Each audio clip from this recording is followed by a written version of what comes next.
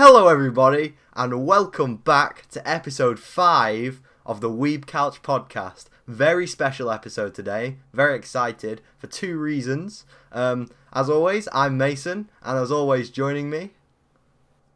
KSI, what's up guys? What's up guys? We've got a great episode today! Today is our 5th episode, which means it's our first special episode of the podcast.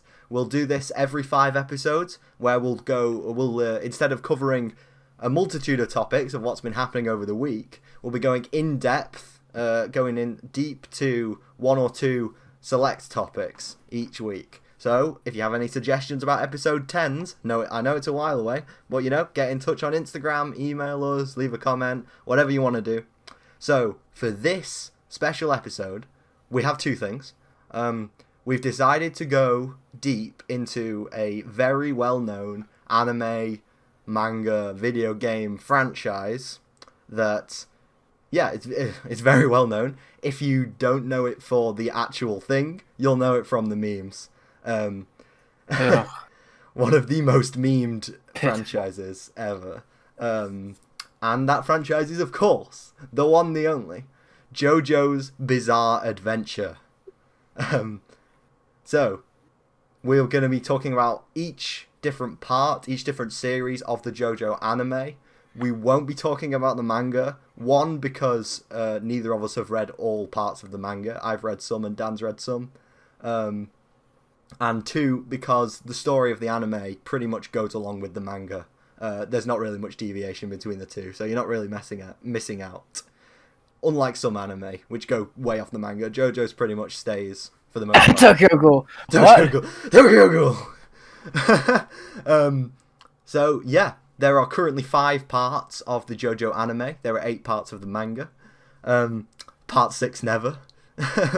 No, skip. Just don't bother. Just do part 7. Part 6 is great. They're all great in their own ways. Yeah. And we're going to be talking about all 5 parts. We're also going to be talking about the OVA series for part 3, which actually came before the official anime. We'll be talking about the 3 video games that have come out around this franchise. And that's going to be it for our Jojo segment. And then we're going to have a little bit of a shorter segment. We probably won't do this every special episode. We're going to have a little bit of a shorter segment on the Game Awards. If you've been on any form of social media over the past few days, you know the Game Awards are blowing up for good and bad reasons. And we'll get into all of that. We'll have a discussion about that later on in the show. And of course, we've got all your pop culture news coming your way. There's a lot of that as well, not just because of the Game Awards. It's been a blockbuster week this week. So we better dive straight in with JoJo's Bizarre Adventure Part 1, Phantom Blood. It's not the best one. Okay. We'll just get off that bat. Yeah. Every part is good. Yeah. And it's good as a starting point. Obviously, it has its faults. It's only, 10 episodes, yet it feels like 20. It's just so draining because it's more talking than action. Mm-hmm. But, it stemmed a bunch of memes. It's a good place to start. And Jonathan's just a little, Yeah. He's so wholesome. Yeah, he's so wholesome. Yeah. And Erin is like a great waifu as well. She's perfect. There's not really any bad waifus in JoJo as well, though. That's the thing. No, not really. So I should probably give a little bit of a backstory about JoJo's in general. JoJo's is a shonen / seinen. Some parts are more seinen than shonen. Anime and manga series focusing around the different members of the Joestar family, which is a long lineage of people that each one of them fights a different form of evil, usually in the form of a buff bisexual vampire, but we'll get to him shortly. Each part focuses on a different member of the Joestar family in a different point in time. So part 1, Phantom Blood, focuses on Jonathan Joestar, who is the first sort of member of the Joestar family to get any sort of like powers or abilities. And he's the first, sort of good guy hero of the Joestar family. This is set in 1860s or 70s England, so Victorian era England, actually around Liverpool to be exact, and first published in manga form in 1989. The manga art is not great, but I think what the anime company, David Productions, I think they're off to a good start with this, actually, with in terms of art style. Yeah, because it's really stylized. I don't think it's unique. Yeah, I don't think I'd ever seen an anime that looked like JoJo Part 1 and Part 2. They have their own thing, really, and I really enjoy it. You know, Part 3 sort of takes it a little bit too far with, you know, the buffness. I don't really like how the characters look in Part 3, but we'll get to that, of course. So, to bring a little bit of structure to these reviews, discussions, whatever you want to call them, we're going to be reeling off our favourite hero, our favourite villain, and our favourite fight, so favourite plot points and such from each part. So, we'll start with heroes. I think my favourite good guy from this part is Robert Speedwagon, who is sort of he's the comic relief sidekick, classic guy that Jonathan meets in the London slums. He fights with him a little bit. Speedwagon has an amazing hat that is like a boomerang, but it's got knives on it. Very cool. Oh yeah. Yeah, he spins the hat round on his finger, and like the hat bits fly off, and there's just blades underneath. And then and then he puts it on his head again, somehow not slicing off the top of his head. Yep. Yeah, he's just a really cool guy. He's a really cool guy. He's best waifu. He's best girl, definitely. Yeah. His power is that he narrates everything that's happening, just in case you missed it, just in case you're not watching the show. He narrates literally everything. Oh, and don't forget, his abs are so hot that they can melt ice. Oh, don't forget that. Yeah. Don't forget that. It's a very, very critical point in the plot that they do that. So make sure you do not forget that he has very hot abs. Yeah. That is not a euphemism, by the way. Yeah, no, literally hot. Literally. They could probably burn you. Yep. And I like the fact that Stroheim doesn't really have any power. Stroheim. We'll get to Stroheim. I mean Speedwagon. We'll get to Stroheim in a bit. I like the fact that Speedwagon doesn't really have any powers, and he's sort of just there to learn from Jonathan, because he sort of admires how much of a gentleman, how much of a hero Jonathan is. And I like that. He's a street brawler, you know, so he doesn't really need any powers. He's got the hand-to-hand combat type thing. And yeah, he's a good character, you know? So what about you, Dan? Your favourite hero from part 1? I was gonna say Speedwagon as well, but to change it up, make it different, I'm gonna say, goddamn, my guy Dyer. Oh my god! If you didn't know, obviously you didn't, but I'm gonna say it anyway to the audience. Dyer is a old Hamon user who has the amazing technique called the Thundercross Split Attack. It's the perfect attack mixed with attack and defense. It's perfect. What he does is he goes for a dive kick, but as you're blocking it with your hands, he does the splits to open out your arms to a T-pose, and then he comes at you with a cross with his arms and then hits your head. And he says this: no one has ever lived and seen and gone against his Thunder Crossbutt attack. Make sure you know that. Even though the 2 times he does it in the anime, the first time is against Jonathan beats it and just hits him away from it. The second time is against Dio, and it leads to his death. Yep. He gets killed because of it. Yep. So both times he's used it, he failed miserably. So I don't know what he's on about. I think he's just picking it up for no apparent reason, but I love him because of that. He gets like minimal screen time. Yeah, he's very minor, but for the one bit, we're supposed to act as though we're supposed to act as though his death is meaningful, even though we spent the entire series for like 10 minutes on screen. For that, he's my favorite one because he just gets shafted. Yeah. totally shafted. Yeah, if you're watching part 1, look out for those guys. Speedwagon and Dyer. Look out for Dyer.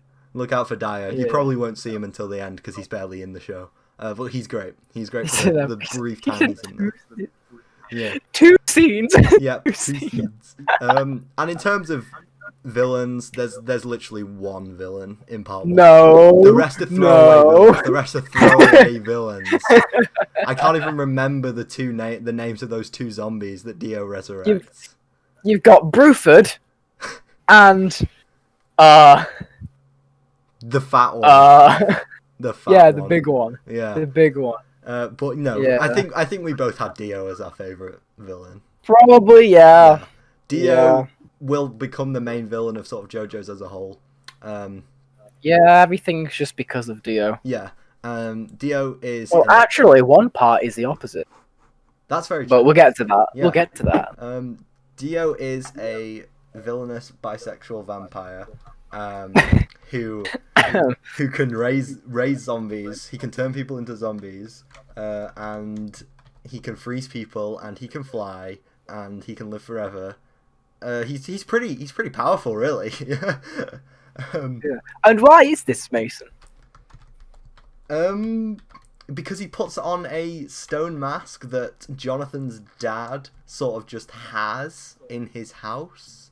It's never really explained how he gets the mask, why he has the mask or anything like that. But yeah, he puts the mask on and the mask turns him into a vampire. Pretty cool. And yeah, He has laser eyes. yes, I forgot about the laser eyes. Dio's they are problems would have been infinite solved. laser eyes. Yeah, Dio's problems would have been solved so much quicker if he actually used the goddamn laser eyes.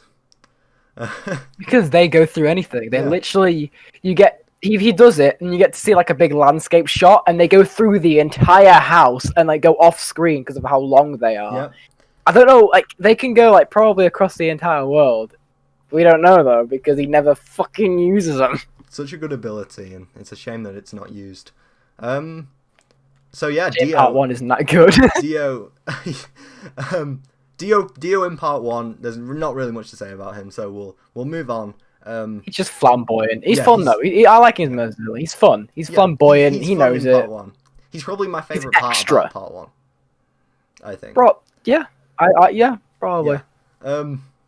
And my favorite fight from part 1 is has got to be Jonathan versus Speedwagon, just because of the meme potential of it, with Speedwagon with his little knife hat, and Jonathan catches the hat between his hands, and Even though it would have lacerated his goddamn heart. Speedwagon's like, God, he should have had his hands cut open or something, and Jonathan's like, no, I'm just too strong.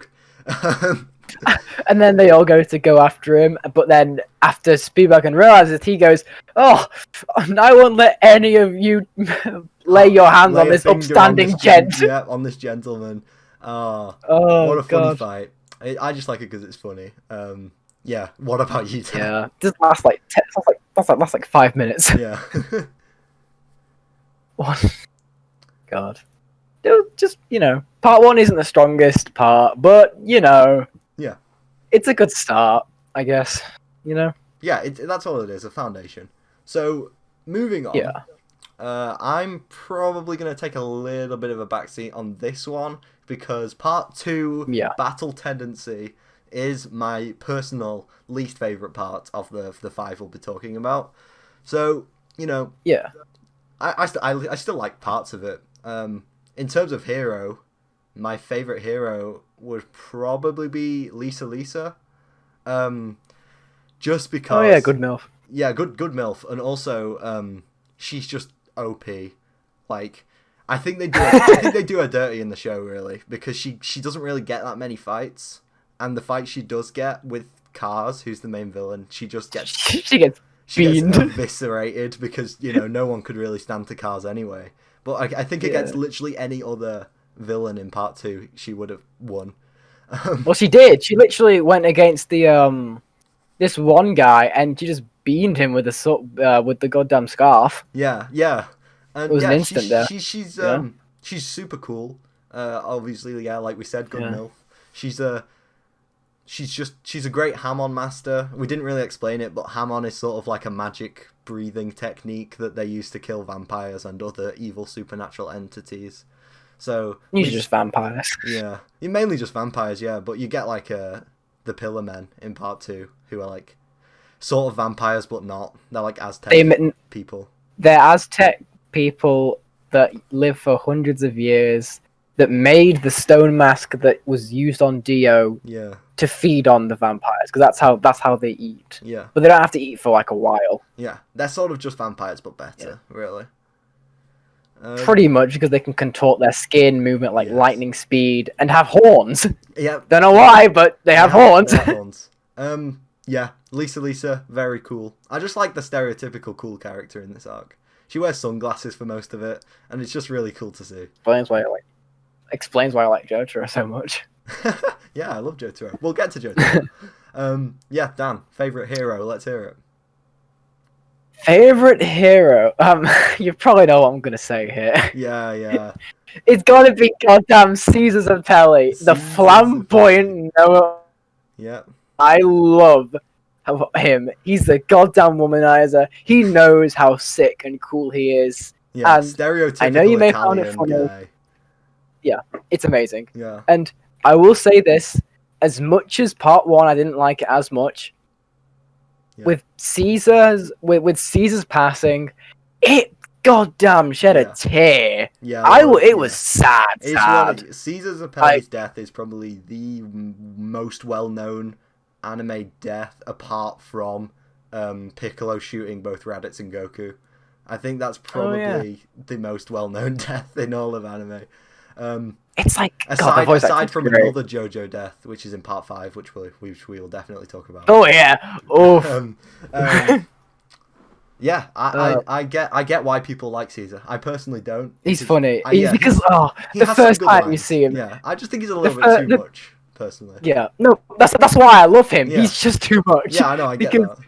He's so extra. He goes to a chair, jumps 10 feet in the air just to sit in it. Yeah, he jumps 10 feet in the air, and then when he comes down, he's in a sitting position. He just lands on the chair. And then has one foot over his leg, one leg over the other one, and then Joe's just like, is this guy serious? Yeah, and Joseph uses his Hamon powers to like uncook his spaghetti when they're in a restaurant. He like superheats the spaghetti so it goes really hard, and then he like throws it at Caesar. Caesar catches it in between, which would have probably killed him. Yeah, no, he would have definitely killed him. He probably would have killed him. Caesar without even looking, may I add, Caesar catches it with like in between the grooves in his fork, and just flicks it back at Joseph. Joseph has to catch it in his wine glass. That scene legitimately made me laugh. It's so funny. Yeah, Caesar is so extra. And I just love him. Yeah. He's great. He's great. And then his bubble technique's pretty cool as well. It's different. I like how different. Yeah, exactly. Hamon. I like how different it is. At least in part 2, they have a little bit of variety on how they use Hamon.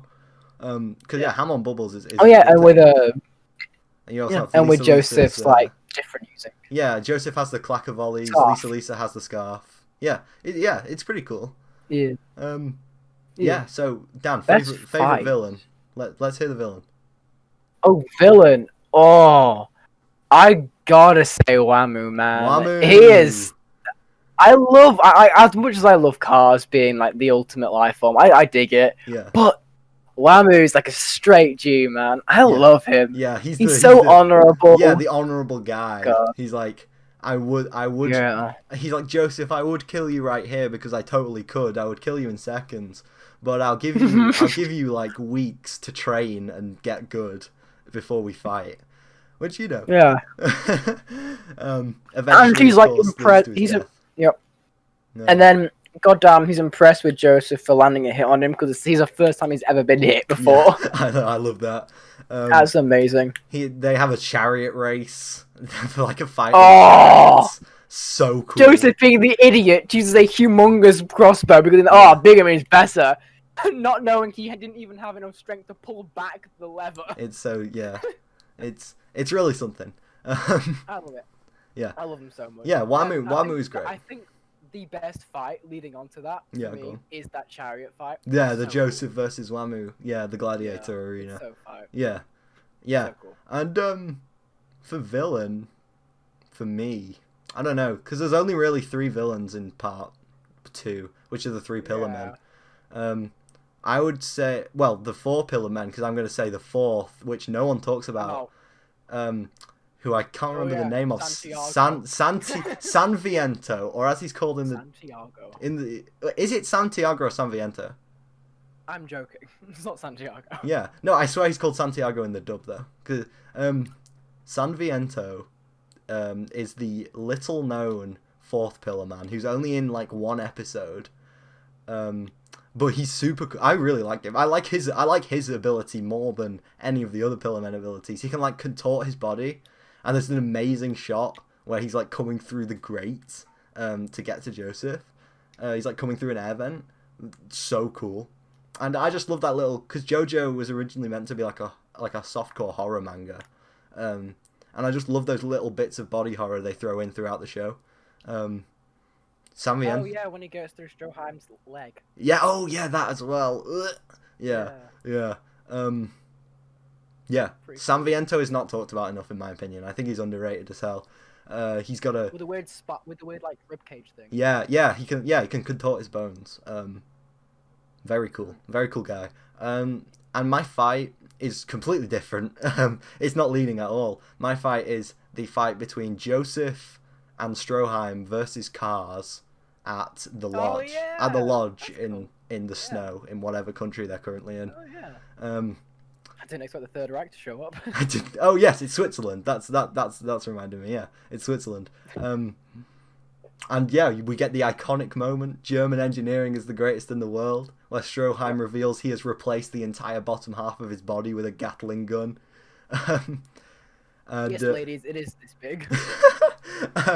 Cars in that fight is an absolute beast, and I feel like I appreciate him more in this fight than I do in his final fight, because he's not sort of just relying on powers, he's actually using his combat as well, which I find really cool. He literally kills 8 people in a room from outside of the room. Yeah. Just by listening in, feeling the vibrations, knowing that there's 8 people in their exact location, and he killed them through the wall. Very cool. From their heartbeats from the thing. But luckily, because Stroheim isn't technically alive, doesn't have a heartbeat, he wasn't able to kill him. Yeah, it's just Stroheim in general is great.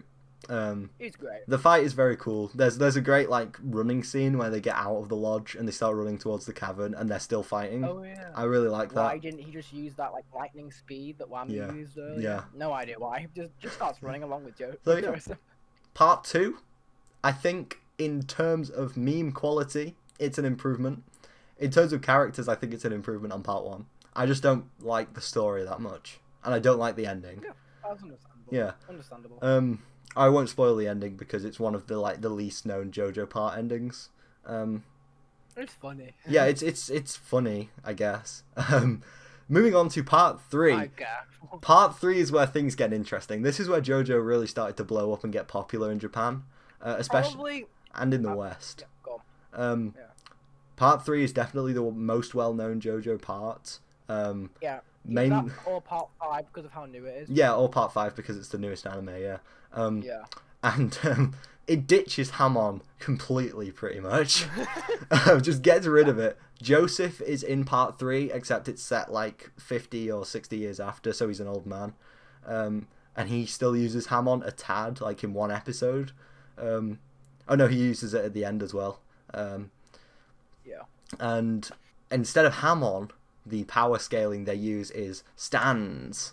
Stands are the manifestation of the stand user's soul, and they come out and they give the user a special power, or 2 special powers, or even 3 special powers if you're a certain part 5 main character. And yeah, the stands would try. I feel like part 3 is very much a trial run for stands. The author Araki, I feel like he was just throwing whatever at the wall and hoping that it sticks, because you get some wild abilities in part 3. You get some crazy out there stuff, but then you also have Avdol stand, which is just a bird that's on fire. and he makes fire. So yeah, it's sort of a very experimental what about part. the one that's just a bug? Yep. Yeah. Tower of Grey, not Superfly. Tower of Grey. Tower of Grey is just a fly with a long tongue. It's just a fly. Yeah. So part 3 is the longest JoJo part so far to be animated. Part 7, I feel like, is the longest. Part 7 is definitely the longest manga, and I feel like it will have to be split into 2 or 3 series of anime. Did you just like part 3 then? Well, yeah, part 3 is split into 2 series.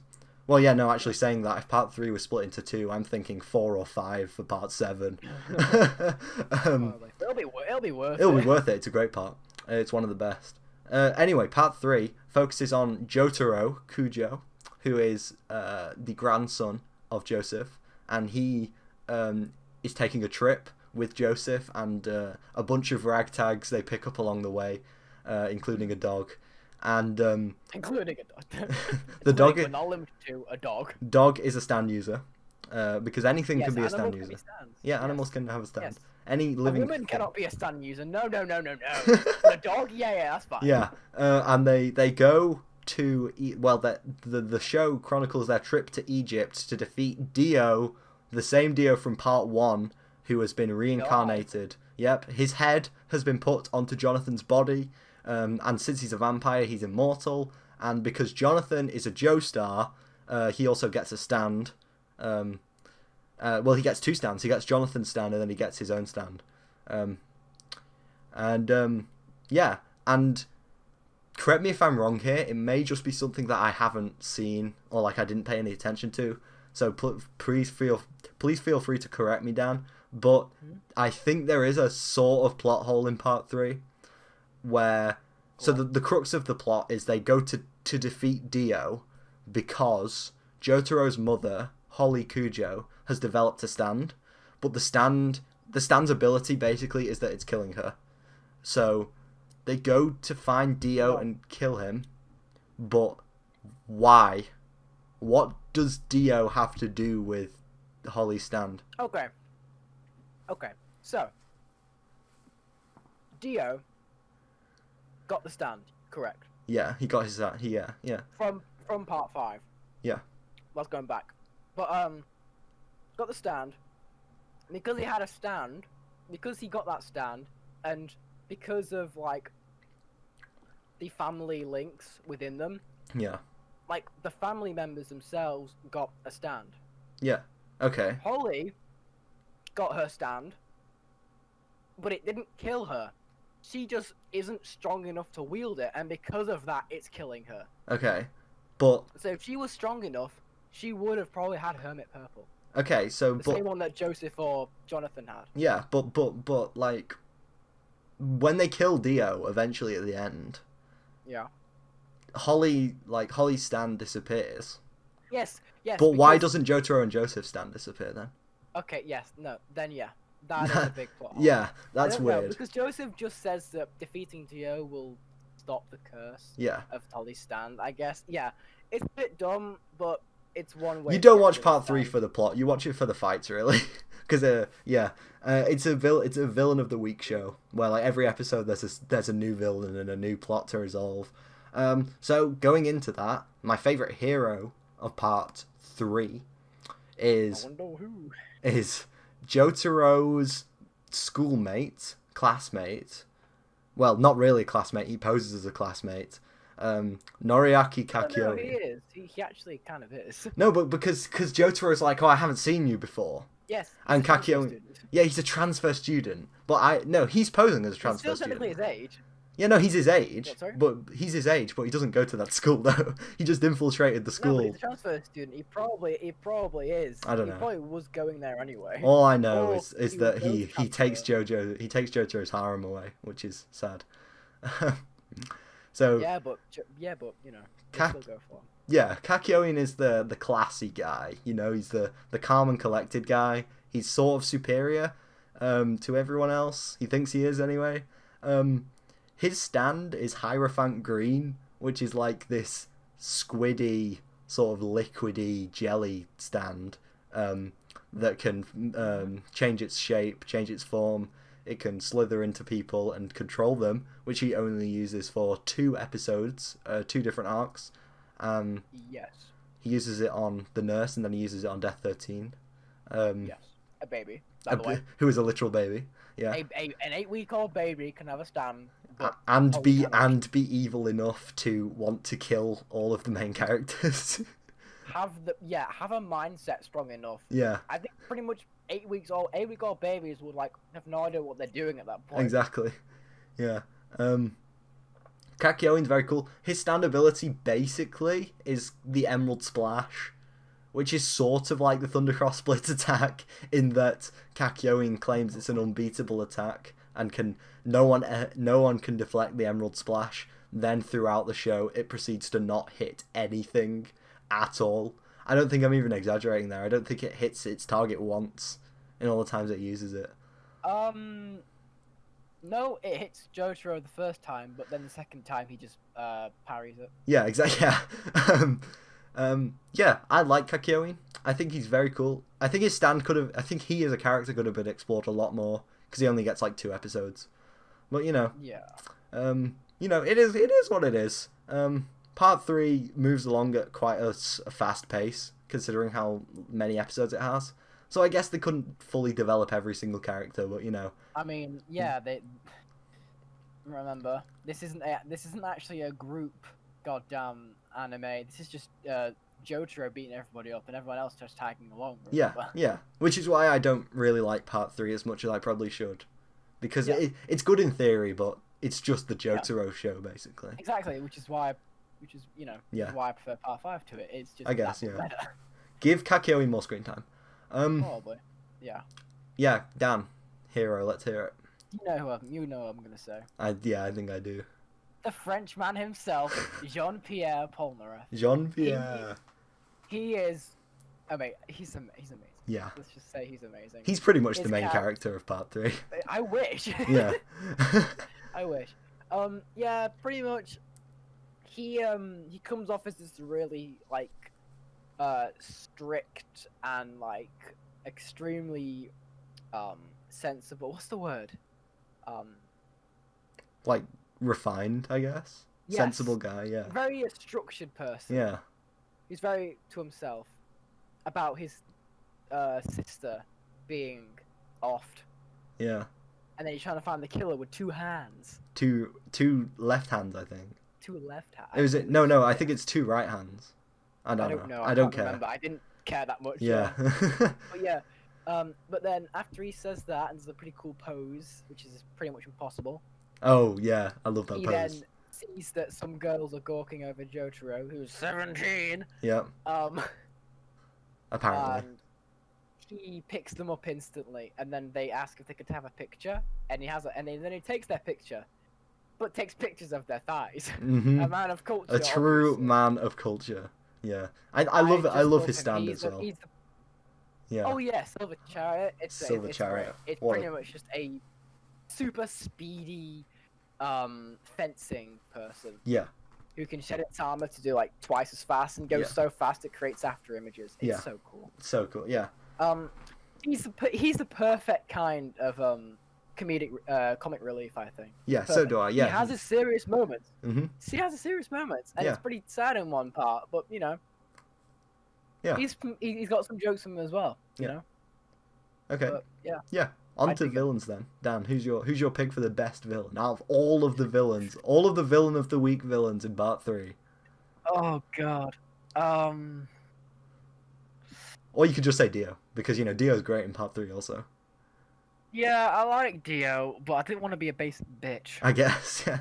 And I didn't want to be everyone and say Steely Dan, who I knew you were gonna say. No, I hate you. You think I like Steely Dan? Jesus. No, I thought you meant you like him because of how much you hate him. No, I just hate him. Yeah, I go on about Steely Dan quite a bit. Yeah, I'm probably just gonna say Dio. To be honest, I could barely remember most of. No, actually, no. Okay. I reject Dio. Oh, Dio's rejected his humanity. My favorite, my favorite waifu, goddamn Mariah. I knew it was coming sooner or later. I couldn't remember her, Yeah. and then I remembered her. A super cool stand of magnetism, Yeah. where if you touch a normal-looking plug socket, it creates a magnetic field around you, and if you touch someone else, that also creates another one, which you attract each other. And she works with that so well. It's so fun. Yeah. How it works. Mm-hmm. And obviously the comedy in it is amazing. And the way they fight it is perfect. It's a good way to counteract it. Yeah, definitely. The perfect pincer attack. Yes. It works. It I makes like sense. that. I really like the Mariah Actually, fight. with that, for once, in a heavily fictitious anime, Yeah. How they defeat that stand makes perfect sense. Yeah. Yeah. And I think that arc, like that fight, is it Mariah and Alessi? Do they team up? I can't really remember. Their fights are pretty much at the exact same time. Yeah, because each of the villain of the week sort of go in a 2-man cell. So, yeah, it's Mariah and Alessi, and I feel like they nailed the old man Joseph sort of throwbacks with Mariah, because he does his reading the script thing, and he tells Mariah what she's gonna say next, which I really liked. And then they sort of missed it with Alessi, because Alessi is a villain who has a stand that makes people younger, so they should have had part 2 Joseph there. But, you know. Unfortunately. Yeah, that would have been great, but, you can't have everything. Yeah. You can't have everything. It's part 3. You think we're a charity? Yeah. Fuck off. Yeah. Well, yeah.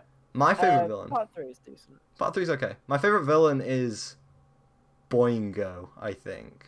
I forgot.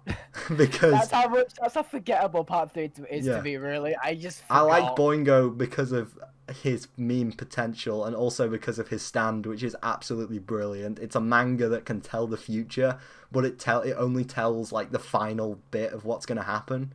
So and through like pictures. Yeah, through pictures. There's no text. I mean, there might be. It might be in Japanese. I don't know, but I don't think there is. I think it's funnier if it isn't in text, because it makes sense of how they defeat it. And it's got the most amazing art style ever. It's like really, really like outlandish. They have their own outro. Yeah, Whole Horse and Boingo.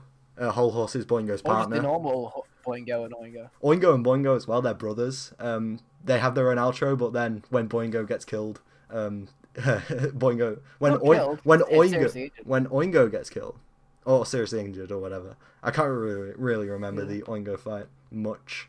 He's a pretty forgettable guy. It's funny. Yeah. It's funny. It's funny, yeah. Yeah, they have their own outro. Boingo is pretty annoying in the dub. But, he's alright in the sub, I guess. Oh, I forget you watch it dubbed. Instead of calling them Oingo and Boingo, they call them Mondata and Zenyatta. For some reason, because Oingo Boingo is a band. Yeah, I know that. Yeah. What?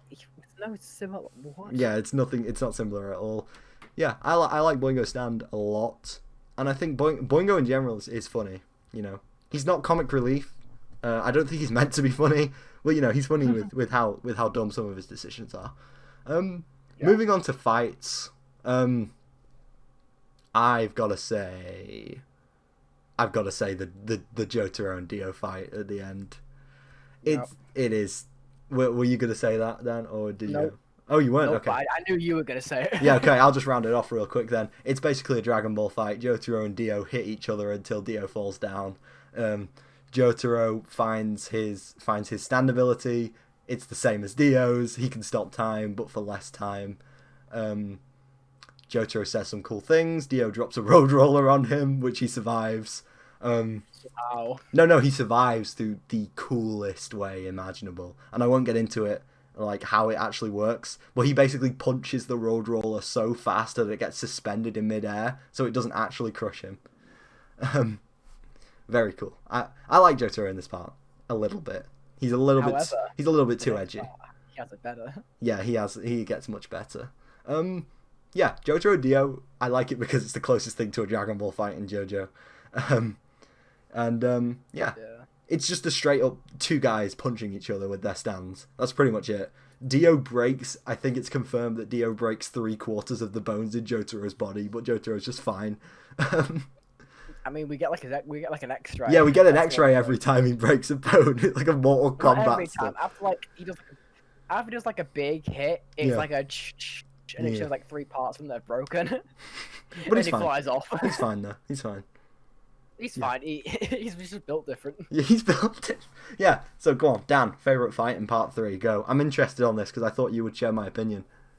Not real. Well, you know me. I think the time stopping. Oh, same as me. I think it's just a bit of a cop out, really. Yeah.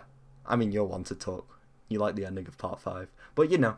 Yeah. Well, at least that makes more fucking sense. Yeah, I guess. You know, but I think the favorite fight is probably any fight with Whole Horse in it. I just don't care. Yes. Any fight with the man, the myth, the legend, Whole Horse. Just his fight with Polnareff. Wait, are we talking about the one where he sticks his fingers up Polnareff's nose?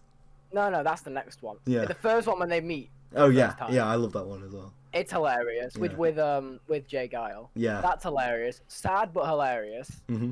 At the start, and then which they completely butcher in the OVA. Yeah, we'll get to the OVA. Don't worry, we're on the OVA next.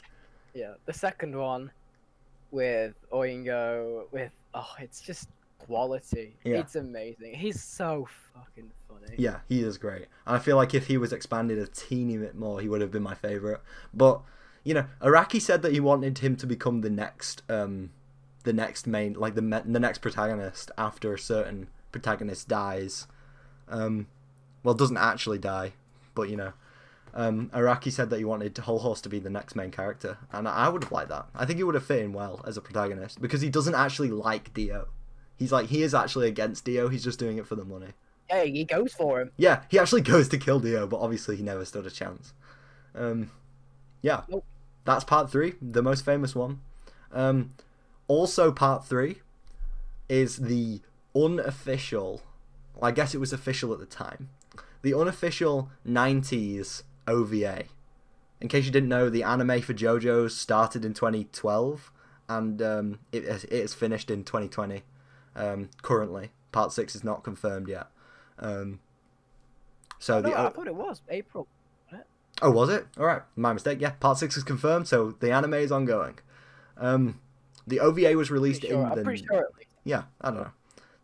The OVA was released in the 90s. You can tell. It's got that grainy sort of film camera 90s anime that Evangelion has, but in Evangelion it's cute. In this it just looks awful. Yup. It's the same story, pretty much. There are a few deviations in the fights. It's the fights play out. The fights play out pretty much a lot differently, but the overarching story, they're gonna kill Dio because of Holly. You know, it's the same. My favorite hero in this is there one really. I think we can kind of just skip over that part because it's practically the same. Yeah. It's just a weaker version. Because they skip out loads of fights. Mm-hmm. They got. It's only like 20 episodes, I think. Yeah. It's like 20 episodes compared to 48. Yeah. They skip entire scenes, entire characters, entire interactions. You know, I just don't like it. It's just and the art is just. It's just uncanny as fuck. If you watch it without reading the manga, you will probably get some enjoyment out of it. But if you know literally anything about part 3, watching it, you will hate it. It as a standalone anime, it's slightly below average. It's passable, but you know, as a JoJo, it's terrible. So, stands for part 3 in general. Give me your top 3 stands.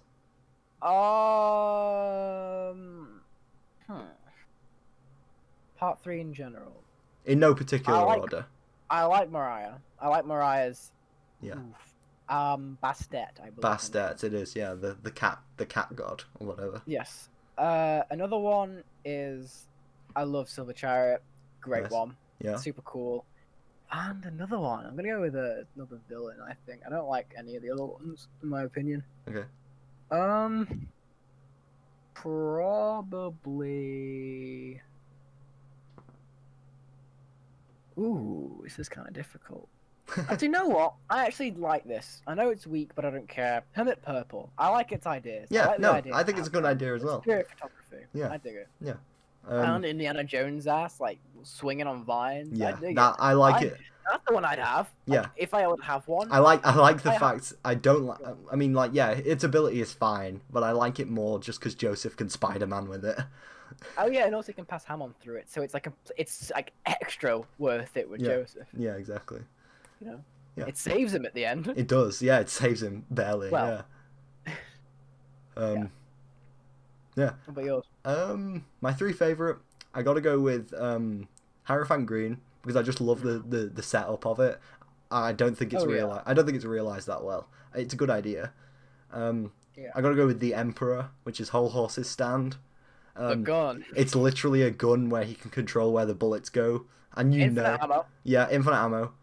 No one else can see it because it's a stand, and non-stand users can't see stand. Yeah, exactly. So to someone else, he's just using finger guns, which makes it the ultimate weapon. And I think Araki realised how powerful it was because Whole Horse never uses it in his second fight when he's teamed up with Boingo. He only uses it when he shoots down the pipe.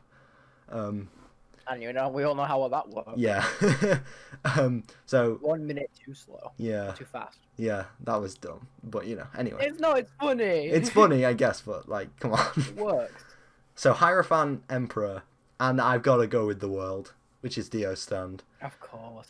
Basic. I just love his design. It's like a diver because Dio was dredged up from the ocean.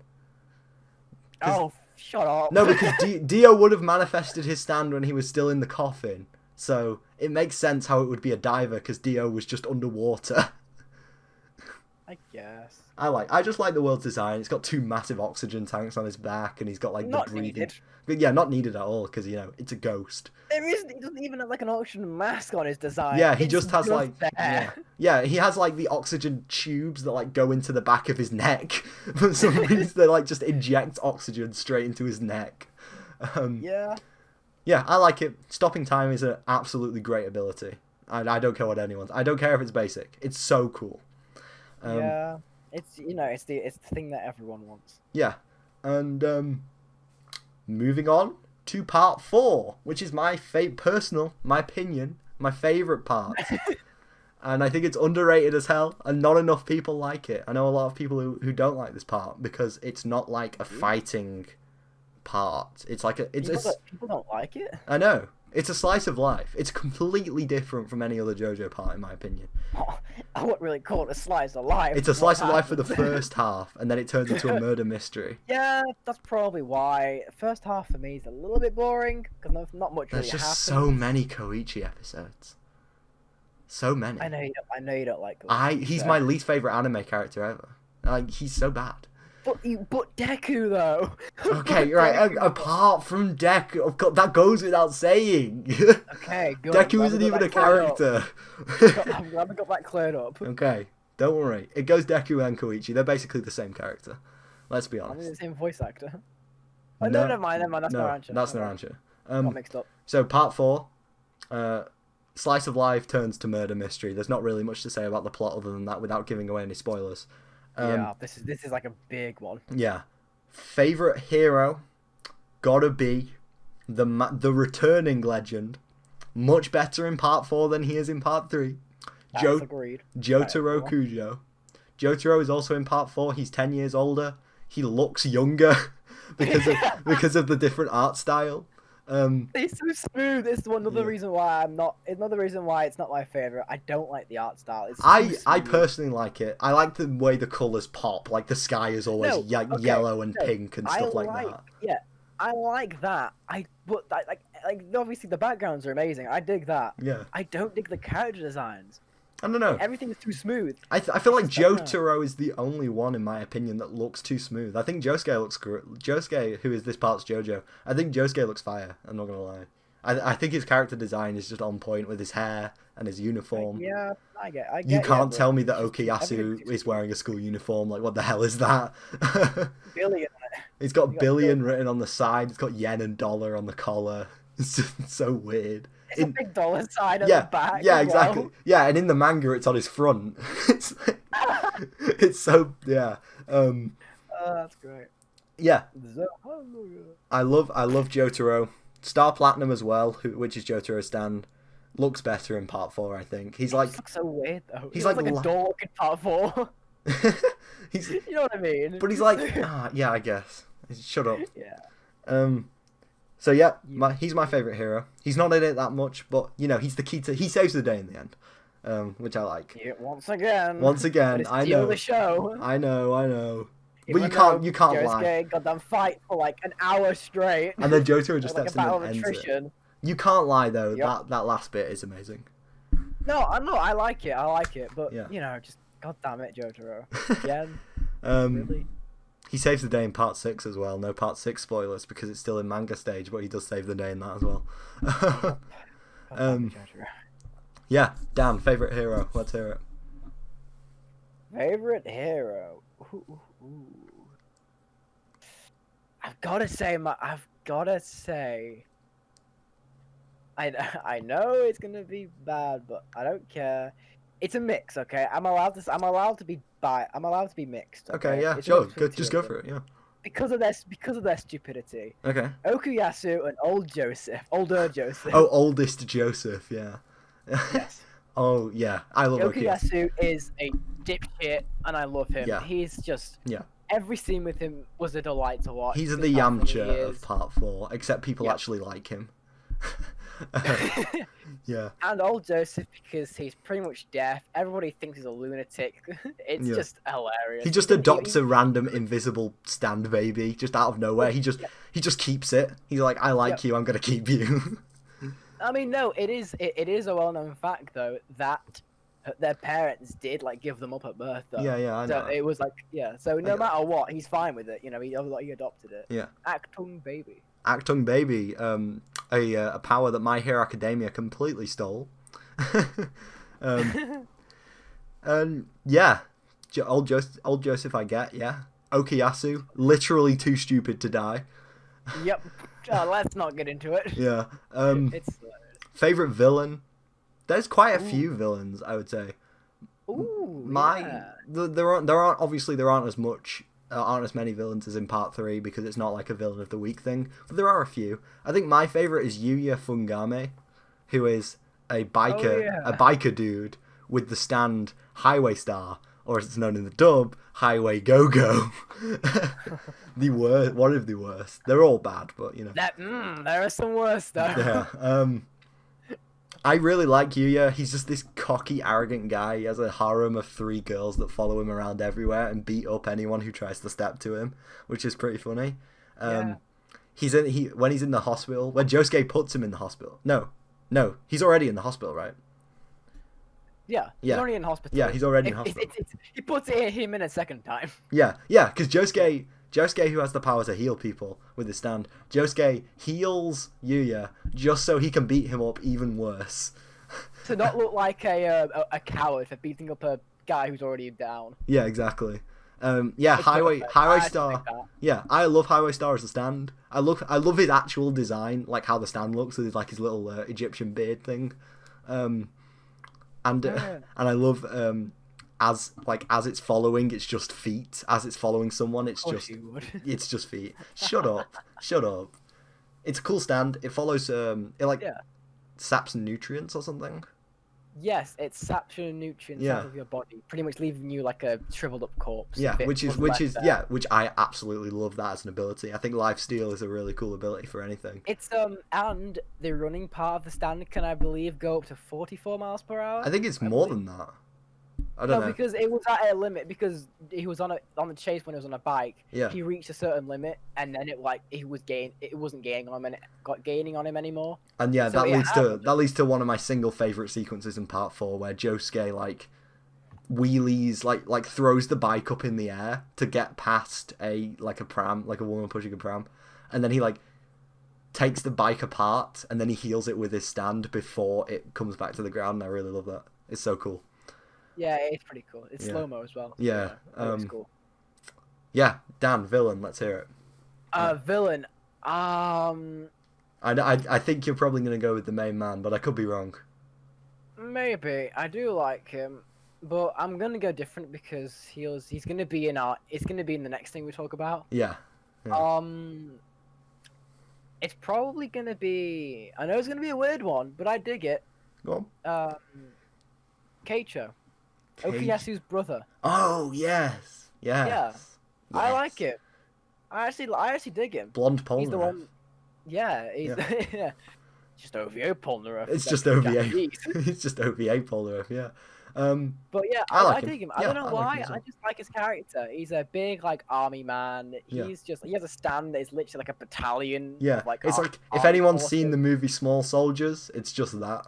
Yes, exactly that. Yeah. And one part is just Josuke getting stabbed by like a tiny soldier. Yeah, it's so good. And like he deploys the hilarious. helicopters and they're just like little tiny. Yeah. I But love they it. have like actual bullets. Yeah, no, They yeah. actually hurt. All of the little guys actually have real weapons, which is why it's one of the most lethal stands. Yeah, because if it wasn't for his speed, he wouldn't be able to like block any of them. Yeah. Everybody would have been like, shot up. Yeah. And he The just whole, straight like- up kills Koichi. Like he shoots the arrow straight through his neck, like with no Oh hesitation. yeah. Oh, I mean, we should probably preface this now. Stands are given to you via a stand arrow, Yeah. and the stand arrow has a majority chance of just straight up killing you. Yeah, it's like an 82% chance, I think he says, that it will kill you. But that 18%, it doesn't kill you and you get a stand, but it's extremely painful getting one. Yeah. Because we get to watch someone receive it. I'm pretty Yeah. sure, which is what's he called? Angelo. Yes. Yeah. We watch him get a stand, We do. like the reaction of it. Yeah. So, yeah. And it's done and it's like extended in part 5. Kensho, yeah. I like Kensho. The wholesome part at the very end of the part as well with him and Okuyasu, I love that. That's wholesome as hell. Oh yeah. Yeah. I like Fight then. Let's hear the fight now. Favorite fight? I gotta say Enigma fight Ooh! with Yuya. The paper. Is that the paper one? Yes. Yes. I like that as well. I actually really like that. Underrated. It adds Yuya to it. Yeah. And I completely forgot that I guy love existed it. until you It's said gonna it. Yeah. it's gonna be it's one of my favorite stands as well, Enigma. It's so cool. Yeah. I'll pretty much just tell him it's as soon as the user of the stand finds out what your show of fear is, Yeah. or like sweating, Yeah, or like your biting lip, visual identifier of fear. Yeah. Yeah. then he can turn you into a piece of paper Oh, and just carry you around as a piece of paper. yeah, And he can make objects into pieces of paper, one of which being himself. yeah, and he hides in the paper, and like there's the hilarious memed to death scene where Josuke turns over the piece of paper and just like a gun slowly emerges from the paper and points at him and then shoots at him. That is the most dangerous thing any JoJo character's done. He literally just pulls out a gun on the main character. Yeah, exactly. And once again, if Josuke wasn't fast, then he would have just died. He would have died. Yeah. That's Yeah, if hilarious. Josuke's stand That's why wasn't I like love it. I abnormally just love it. fast. Yeah. Yeah, and also Yuya sacrifices himself, but like Oh, obviously he comes back. But yeah, he obviously, sacrifices yeah. himself, and I love that. Yeah. I wouldn't mind turning into a piece of paper if it weren't for you. Oh. And it just folds up. I love it. Yeah. I dig it. That's why it's my favorite fight. I Yeah, just love I it. get that. It's Yeah, funny. it's pretty cool. My I wonder favorite what fight yours is. is not really a fight. It's more of a match. It's between Rohan and Josuke. Rohan being an absolutely amazing self-insert by Araki. He's a completely overpowered manga artist who is easily the most powerful person in Part 4. Except he never uses his ability. His ability is that he can open people's faces like a manga, and then he can write stuff into their faces, and then like it becomes real. So he could literally just write into himself, cannot be killed, and then he can't be killed. Yeah. Pretty much. And he's playing with Josuke. I can't remember what game he's playing. He's playing like a sort of dice game. And he knows Josuke is cheating because Josuke has in fact found an alien, and Josuke has convinced the alien to turn into the dice. So whenever the dice rolls, it always it always comes up in Josuke's favor. So Rohan wants to find out how Josuke is cheating, and then something happens, like a fire starts in his house. They're like playing on the back porch, and a fire starts in Rohan's house. And Rohan's like, I don't care if my house is burning down. I've got to find out how Josuke is cheating. And he never does. And And I love it. Just love it because like it's so intense the way that it's shot, and it's just really funny. And the reason why Rohan thinks Josuke is cheating is because you roll 3 dice at a time, and with every roll, Josuke always rolled 3 6s. It's so dumb. Because the alien didn't understand that you just can't do that because it's probably almost impossible. Yeah, he doesn't get that it would be suspicious. Yeah, and to add a timer to it, Rohan laughs. Josuke joins in the laugh, and then Rohan stabs his own finger off, adding in the time element with Josuke saying, with him saying to Josuke, hey, if you don't own up now, I'm gonna bleed out and die, and my house is gonna burn to the ground. It's such a good... So you better tell me, otherwise I'm dead. Rohan just hates Josuke, and I love it. Oh, he does. He really does. Yeah. Yes. That's part 4. It's great. Moving on to part 5, which I know is your favourite part now. My personal favourite, yeah. Part 5. And I'm not a dirty part skipper as well. I know, watched exactly. it all, Exactly. And this is still my favourite. Yeah. Part 2 following next. So, hit me with your favourite hero.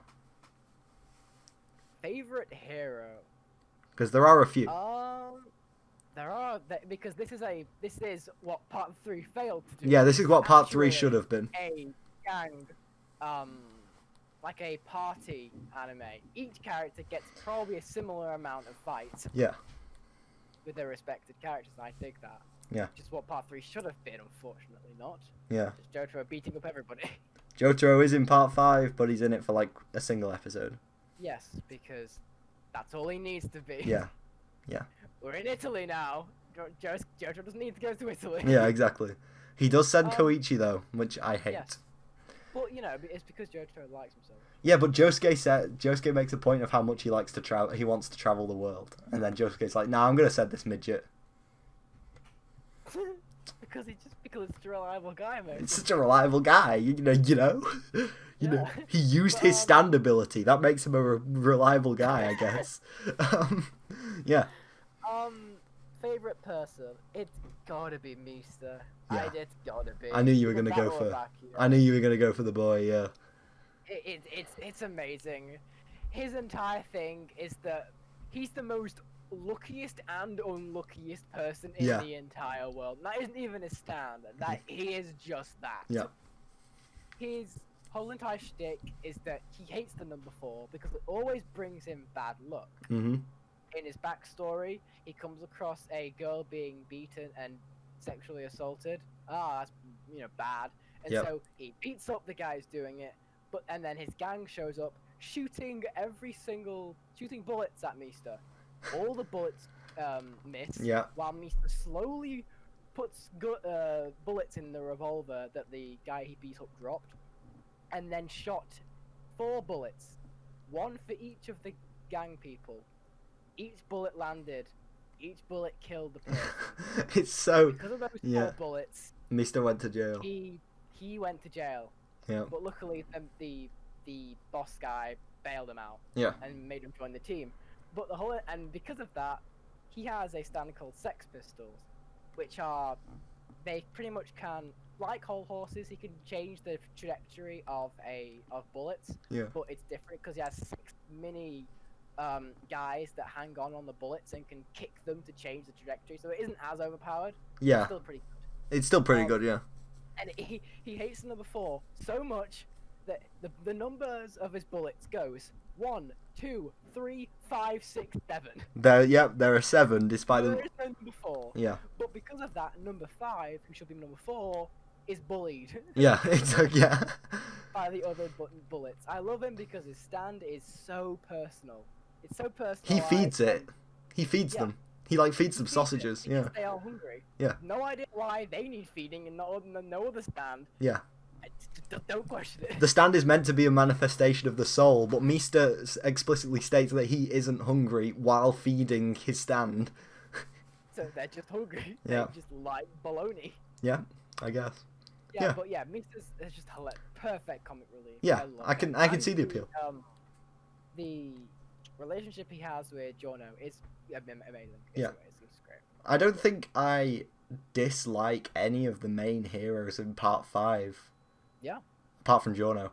No, I understand that. But, yeah, my favourite has got to be Bruno.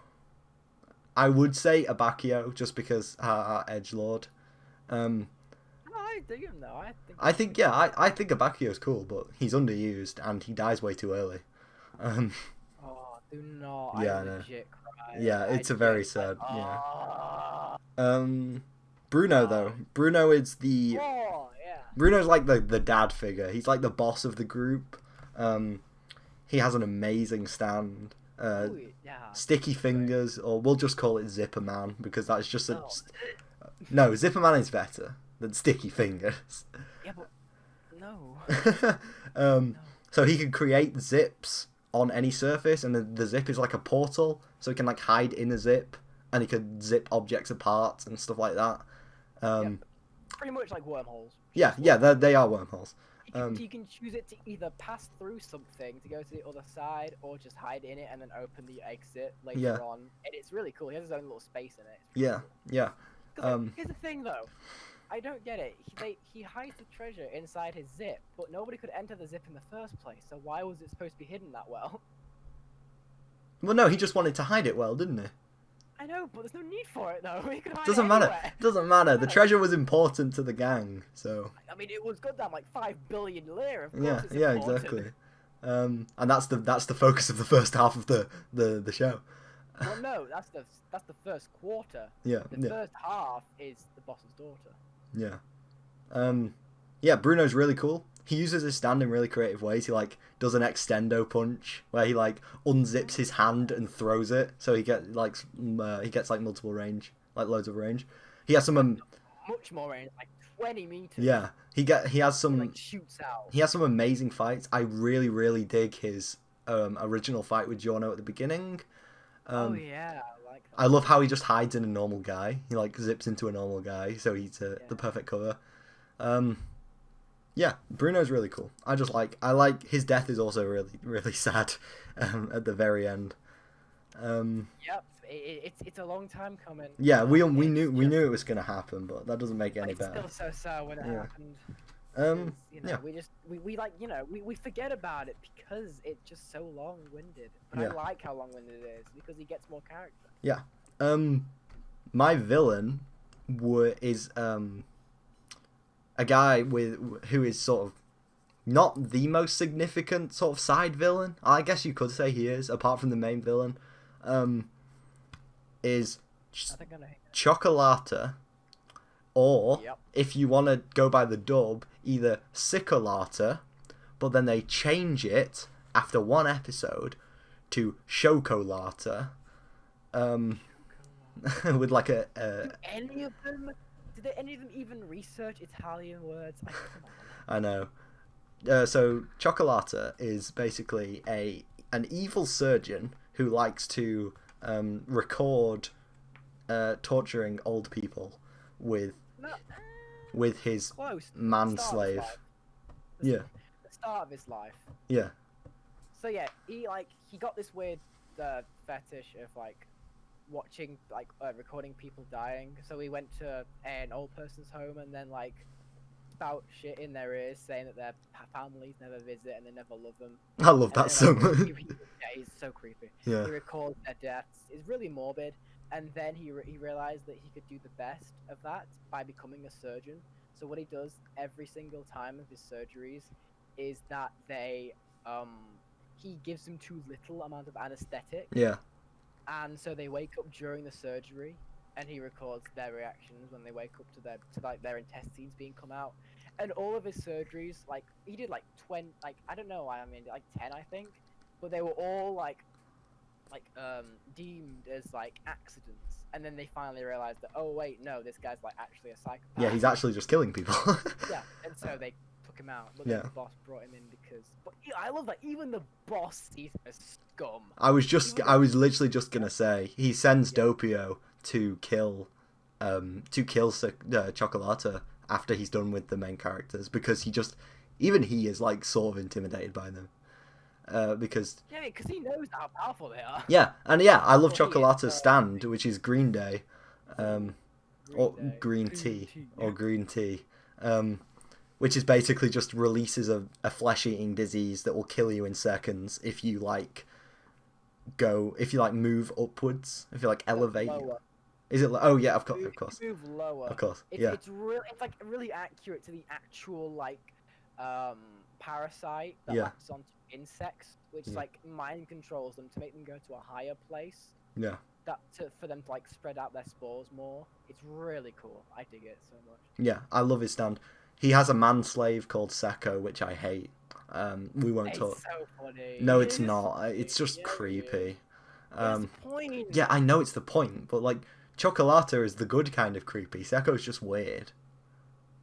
Yeah, you gotta have that difference. He's probably the most evil guy in Jojo. Well, he almost kills an entirety of Rome. Yeah. He would have done that. He would have killed the boss as well. Which is why the boss is so scared of him. Yeah. Yeah. Dan, favorite villain. Let's hear it. We know. I know. It's a tie. Oh, it's a tie. Okay. Obviously, my favorite is the main villain. I love him so much. Yeah. Bits. Yeah. I don't. Even though you don't get to him until the last 3 episodes.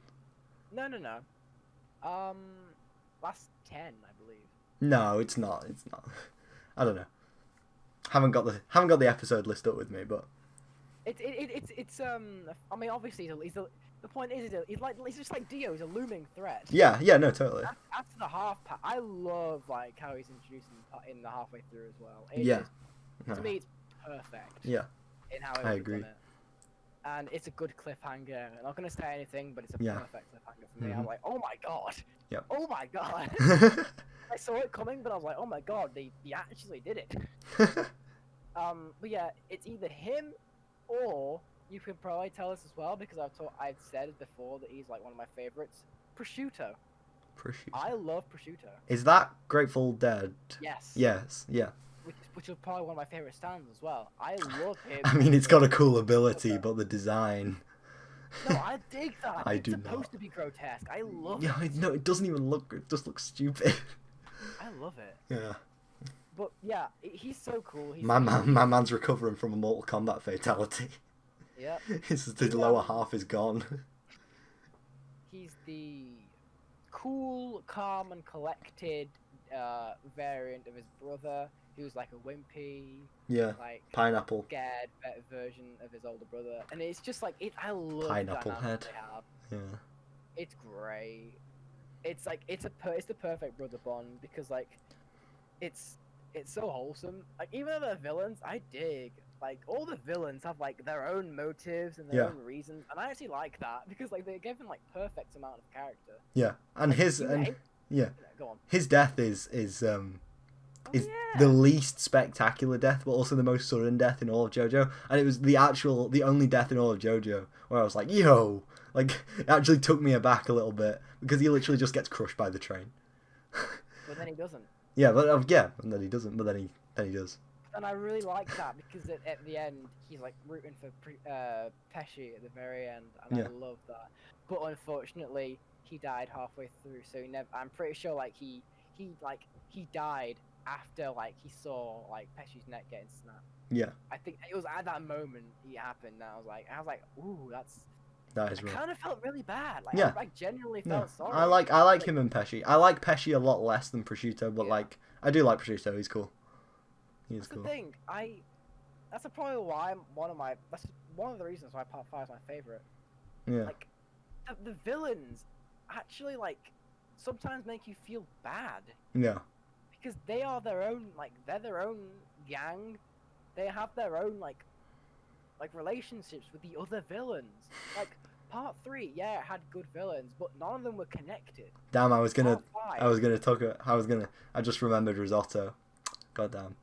Never mind. Yes, that was one person that I thought you were gonna say. Yeah. Risotto's super cool as well. Yeah, he is. But yeah, I mean, I can't speak much anymore about the other the main villain, because everything is just a spoiler with him. Yeah, he's literally the most mysterious thing about it, yeah. But yeah. I love it. I think Part 5 has grown on me. Yeah. Because when I watched it in the sub, I really, really hated it. But watching it again, yeah, it was easily my least favourite when I watched it in sub.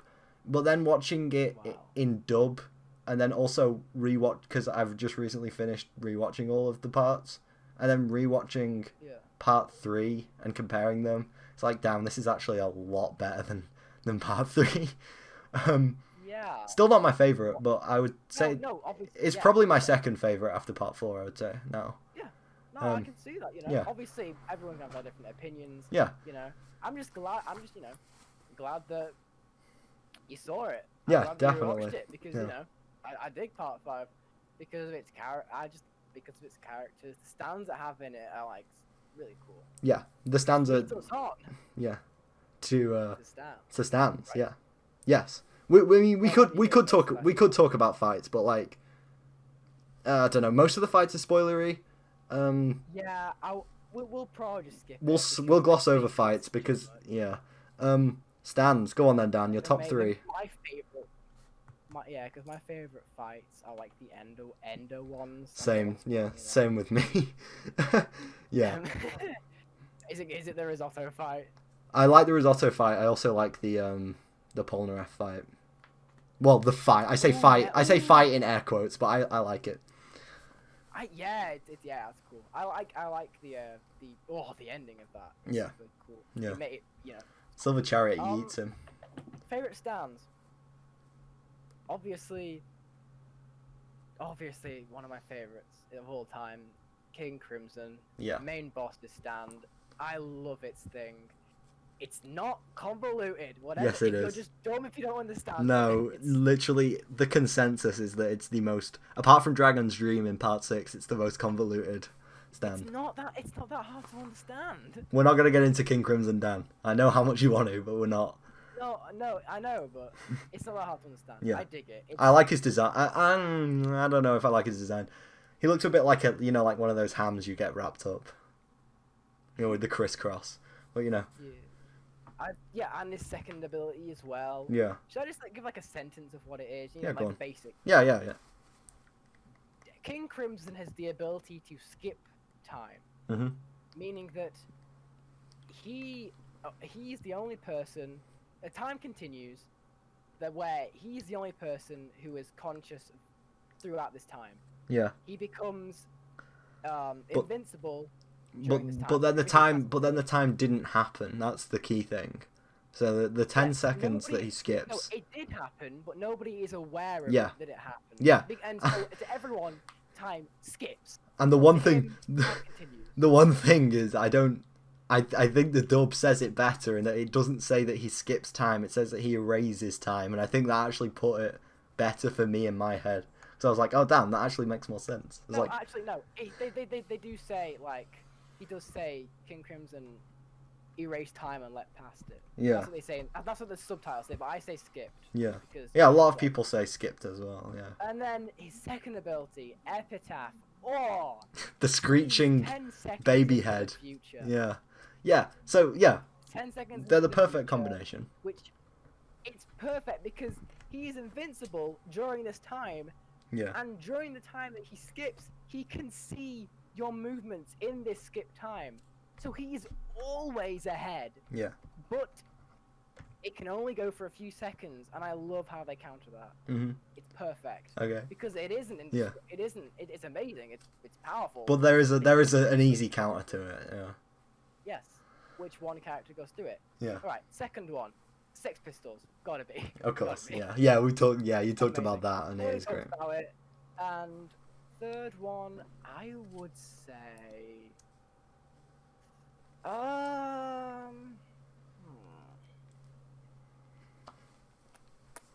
Probably Grateful Dead, just because of like the power it has.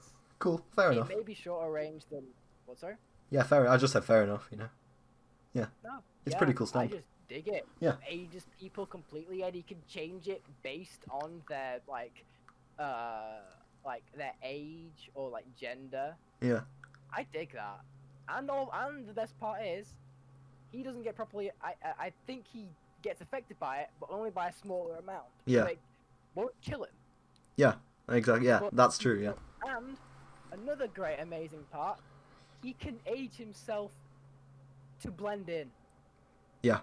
which he does so, and then get his age back like just in an instant, and I love that.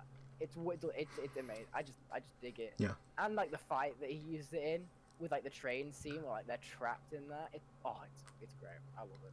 Yeah. Alright, yours. I gotta say Metallica. Oh yeah. Risotto stand. It's a magnet stand. Can sort of, well, it's more of an iron stand. It sort of manipulates the iron in your blood. I think I didn't really understand it, to be honest, but I just thought it was really cool. It can control the iron anywhere. Yeah. On the ground, in the air. Not much of that though. Yeah. But mostly in your body, which he uses to assassinate people. Yeah. And he uses iron filings. He like covers himself with iron filings so he's invisible. And they like reflect off the light. It's so cool. Yeah. So cool. Which makes sense as well. Yeah, exactly. It would work. I love it. I love risotto in general. And I'm annoyed that I didn't think of him sooner. Super edgy.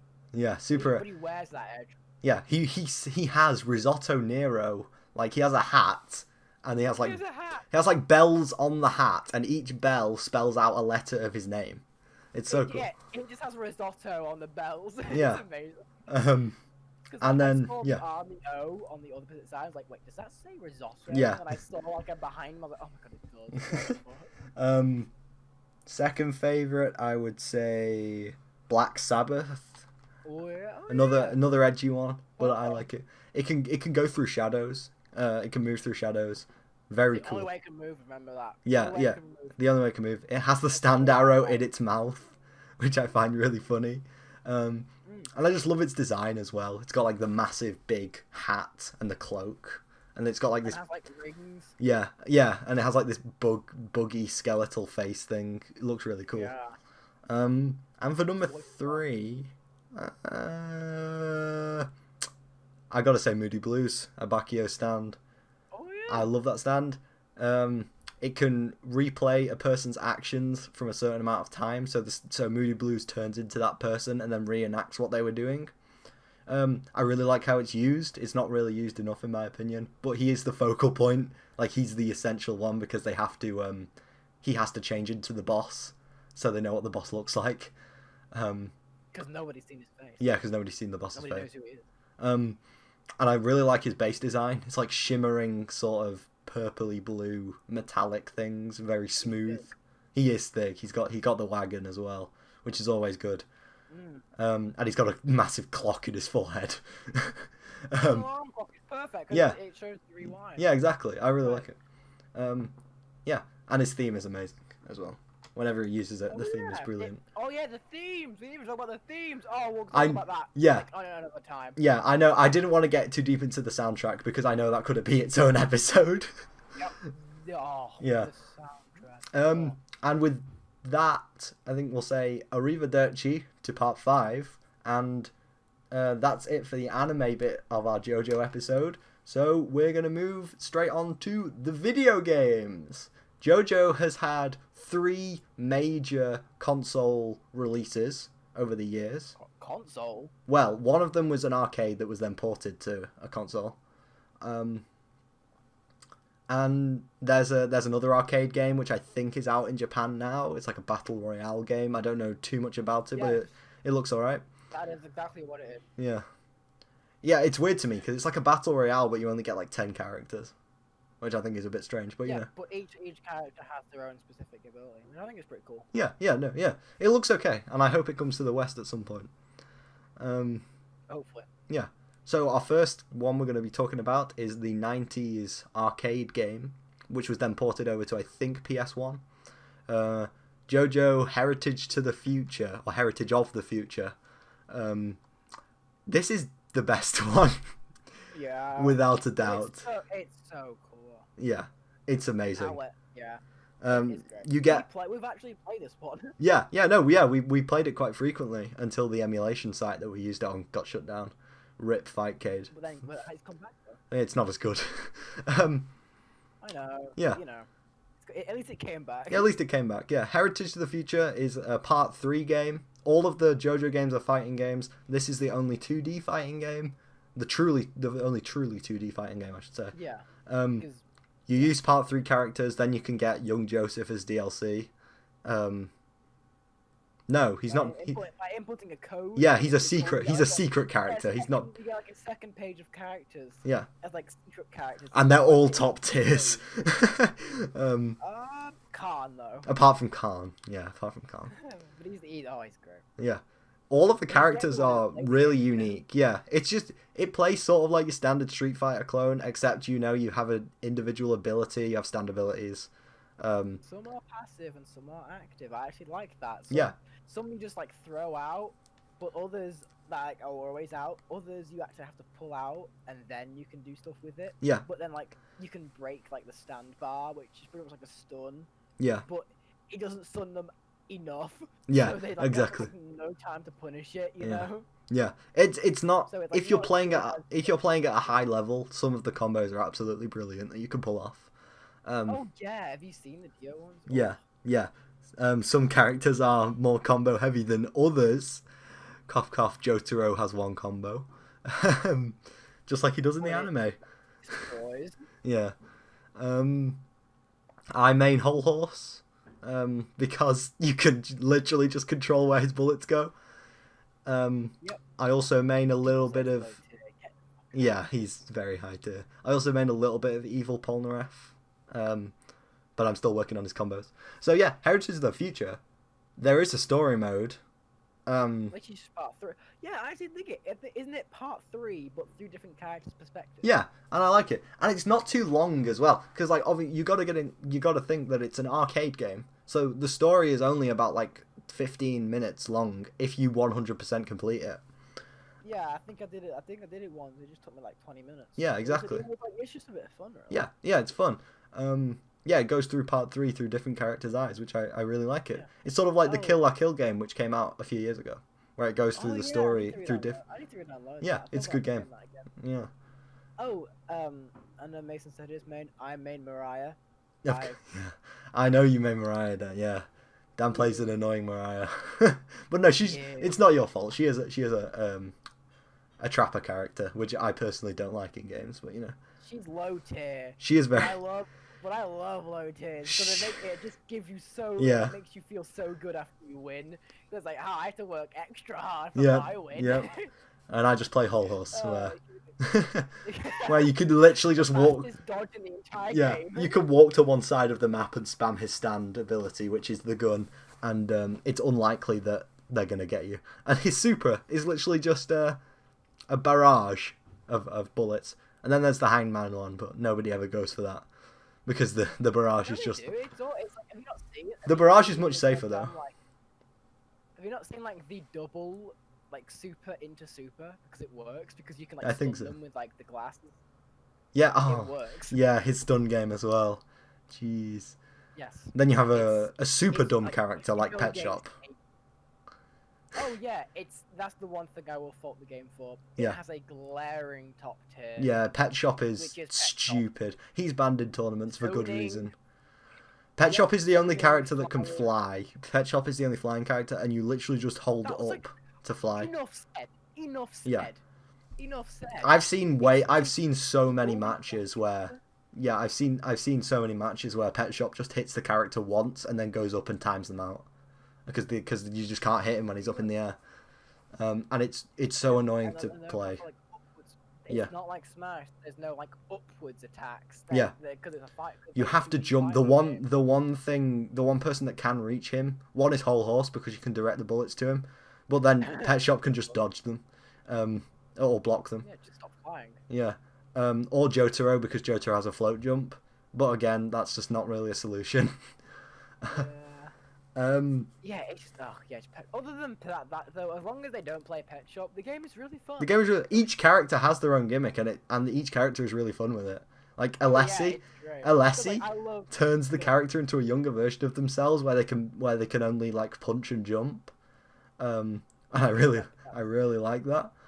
And I love when I'm playing Mariah, like the power I have where I just walk up to someone and just surround myself with like the goddamn so pretty much she puts out that plug socket, and if you touch it she gains a level, and with each level, I believe capping at 5, her damage output with her Yeah. abilities gets stronger. Sure does. I love that gimmick. Yeah, I do as well. And once you get the levels, pretty sure after you do a super, they go down. But only after you do a super. Yeah. So they stay over rounds. Yeah. I dig that. And I thought that's a great gimmick. It's probably why I like it so much, because you can have that power of, like, this is my area now. Exactly, yeah. And, yeah. Heritage, great game. Great game. Very good game. We're probably going to say less about the next two. The next one is not as good as Heritage, but I still enjoy it. I still think it's pretty good. It's 2.5D. Closest we'll get to like a 2.5D proper Jojo game. Yeah. So there's like a button where you can move to different parts of the stage. You like jump around in a circle, sort of like the Wii and No, it's Tekken. Like Tekken. Yeah, like Tekken. Rotate around There you go. There you go. Just rotate around the stage. Yeah. Pretty much. All-Star Battle has all parts 1 to 8 because it was released on the PlayStation 3, I believe, in 2007 or 8 or maybe 9. Don't quote me on that. Don't know the year, but I know it's on PS3. You're right on that. Yeah, it is on PS3. There is an official mobile port in Japan, but it runs like garbage. Mobile? Yeah. Oh. Yeah. And one. Bad taste in my mouth. Once again, each character has their own ability, but the main selling point is that there are loads of characters in this. There are like 30, I think, something like that. 32, maybe. And yeah, the stands don't really show through as much as they do in Heritage. They don't feel different enough. Mainly because you're just in an arena. Like, there's nothing really to do in... It feels like they tried to make a 3D JoJo game, but there's not really that much to do with it. It's because you're not in an open arena. You're just in, like, this circle with an environment around you. And I think the only one with stage hazards is the Joestar Mansion, which progressively, like, gets more and more on fire the more you fight. So in the end... But it's terrible, because by the end of the fight, both players are just taking damage from the fire, because it's on the stage, and you can't get away from it. It's just stupid. Yeah, but some of the characters, the characters that were in Heritage... Is it fun, though? It's pretty fun, yeah. I quite like it. I've played a little bit of it, not as much as the other two games. And it is sort of the outlier when people talk about JoJo games. It's the one that nobody really talks about. Yeah. For good reason. It's the one you skip. Yeah, it's the one you skip, and that's understandable because Heritage is good on mechanics, and Eyes of Heaven, which is the next one we'll talk about, just has more... Fan service. Yeah, it's just all fan service. It has pretty much any character you can think of in it. And yeah, there's really not much to say about All-Star Battle, really. It's your generic... Yeah, it's your generic Tekken clone.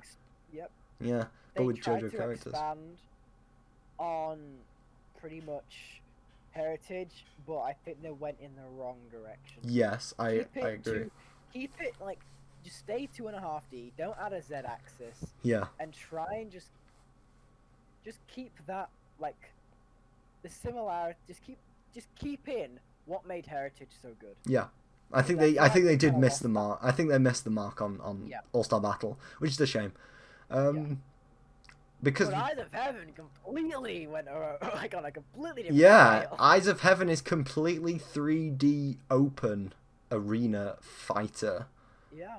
2v2 this time. The other two games are 1v1. This is 2v2. But you can't switch to your second character, so it's one character. So you play as a character, and then there's an AI who also plays as a character, but you can't switch. And then you fight two AIs. There is no local multiplayer, despite it being a 2v2 game, which I find weird. There is online multiplayer.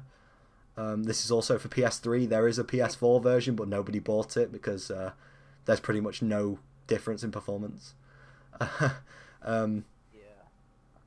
I don't hate this game. I know a lot of people do. I don't hate it. I dig it because of its fan service. Yeah. It's like it's what the fans need for fan service. Yeah. But the amazingness of the fan service just doesn't help it with the lack of like quality of gameplay. Yeah, it's bogged down by the fact that the gameplay is absolute garbage. Jeez, yeah. Yeah. It's really hard to play. Get double attack. Yeah. Yeah, you can get Combo oriented. yeah, you can get bongoed between the two AIs, and just die because there's not an escape button, there's no combo break like there is in games like Guilty Gear. It's really, yeah, it punishes you if you make a mistake, and I guess they were trying to go for a more competitive angle with this because it does encourage the use of combos, but like you say, the combos are really, really scarce. And the few characters that do have good combos, they're really high level and convoluted. I don't know. Yeah. I like Kakyoin and Joseph in this game because they can Spider-Man around the map. Like Hierophant Green and Hermit Purple. Yeah, Hierophant Green and Hermit Purple have like grappling hook properties, which I just love grappling hooks in games, and I have fun not fighting and just zipping around the map. But yeah, again in this, I also play Whole Horse in this. Because he has a good setup because he like throws water on the ground, and then later on you could get the hangman to come out of the water and trap the opponent when they step into the puddle. So it's a good little trapping play, which I actually really like. Again, you have his gun, so you tap R1 and he shoots a bullet, and then you tap R1 again and it like hones in on the target, which I think is OP. But you know, Mariah is still bottom tier. I'm sorry, Dan. She is. It doesn't help even more that it's on a 3D plane, so Yeah. they just walk around it. Yeah, exactly. She's it's even worse. Just jump over it. Yeah. No, it is, you can just walk around it. She is even worse than she is in Heritage in this. I think she's the only Shame. on the Fightcade tier list, which is like the most well respected one. I think she's the only G tier character. Ooh, that kind of hurt. Yeah. Pet Shop is not as broken as he is in this game. Oh, thank God. Because there are hard counters to him. He can still fly up to the map limit, but there are hard counters to him now because of 3D. Like Jotaro can aim his Starfinger, and Whole Horse can hone his guns, stuff like that. Kakyoin can aim his Emerald Splash, all that stuff. So Pet Shop can be countered. Freedom in camera. Yeah, exactly. Yeah. And there is a lock-on button, which is good, because most of the attacks are really precise for some reason. And they have really, really small hitboxes if you're off by a millimeter. There's also a cool sort of Dragon Ball FighterZ-esque dash button where you press it and you just like sort of sprint straight up to your opponent and like touch noses with them. Oh yeah, it stuns them, and then that's when like you can start combos. Yeah. Yeah. I dig it for the I fan dig that. service. It's a good mechanic to have in a game like this where like you've gotta like just rush in there and Yeah. like get your distance when you can. You know what I mean? And there's a But yeah, surprising variety of stages as well. I like the stages in this game. They're all well designed in my opinion. Yeah. Like the Mario. It's just a shame it was a 3D. Yeah, exactly. Like Mario from Part 4 looked really good. That's probably my favorite. And it has stage, and it has like stage morph as well. Yeah, like some stages change. yeah, you could get Gravity one. yeah, the Part 6 Gravity Cape Canaveral. You can get the train station from Part 5 where I forgot his name already. Prosciutto is walking around, and if you get in his area of effect, you start to turn old and get really slow. So that's pretty fun. That's cool. And then there's the Colosseum where Silver Chariot Requiem is walking around. Yeah. And if you get into his range, you fall asleep, which is so OP. That's great. So you could just hit your opponent into the range and then reset the combo. Yeah. That's perfect. Eyes of Heaven, Yeah, flawed but fun. Yeah. I mean, I could compare it to You play it Dragon. for the fans. Yeah, I It's could not compare it quite to the Dragon Ball Xenoverse because they are pretty much the same game. Flawed 3D fighter. You only play it for the fan service. That's pretty much it, really. Yeah. And hopefully, I know a lot of people. We're not the only ones who want this. It's not. This is just speculation and rumors and hopes and all that. There's nothing confirmed. What we need an Arc System Works JoJo game. Oh, Everyone yeah. wants this. All the JoJo fans want this, and it wouldn't be amazing. They do Arc, it well. Arc They do System it well. Works, makers of Like- Guilty Gear and Dragon Ball Fighters, two of the best fighting games. Like two of the best anime fighting games at least out there. And do The way that they do Grand Blue? I don't know. No. I don't know. I can't remember. Actually. Yeah, I can't remember Hold either. on. I have it So let me just check. Grand Blue Fantasy. I know they do Under Night in Birth, which is also good. Oh yeah, I have that. I've played that as well. Yeah, I have that also. Yeah, it is cool. Yeah. So none of the JoJo games are bad. None of them are. Well, it's by Arxis. It is. Yeah. It is by Arxis. Yeah, I thought it was. Yeah. None of them are bad. Heritage to the Future is definitely the best by quite a large margin. Yeah. So yeah, if you ever want to just download Fightcade and hop on, there's still a pretty thriving player base on the online. A lot of people still play it. Yeah. Definitely check it out. Please, but do make sure that you tell people you're new, because you'll just get matched with like an elite player who will just completely obliterate you with his whole horse combos. Because whole horse is probably the most played, I think. Shadow Dio, yeah, I forgot about Shadow Dio. Yeah. Yeah. I do not like Shadow Dio in that game. Anyway, that brings us to the end of the JoJo segment of our special JoJo episode. We hope you enjoyed this sort of deep dive. Let us know if you enjoy this format where we just cover one topic in depth, and let us know if you have any suggestions for what our next topic should be. Doesn't have to be an anime, doesn't even have to be a series. It can just be literally any topic you want us to go in depth on. You could just throw it out there. It could be movies, comics, whatever. It doesn't even have to be anything like that. It could just be some random thing. I'm sure we'll be able to prolong it for 2 hours. Don't worry. Yeah. Throw it our way. And we're getting on to our second topic. We're not going to spend as much time on this one. The Game Awards 2020. I've been hearing a lot of things thrown around about this show. Rigged, disaster, travesty are a few of them.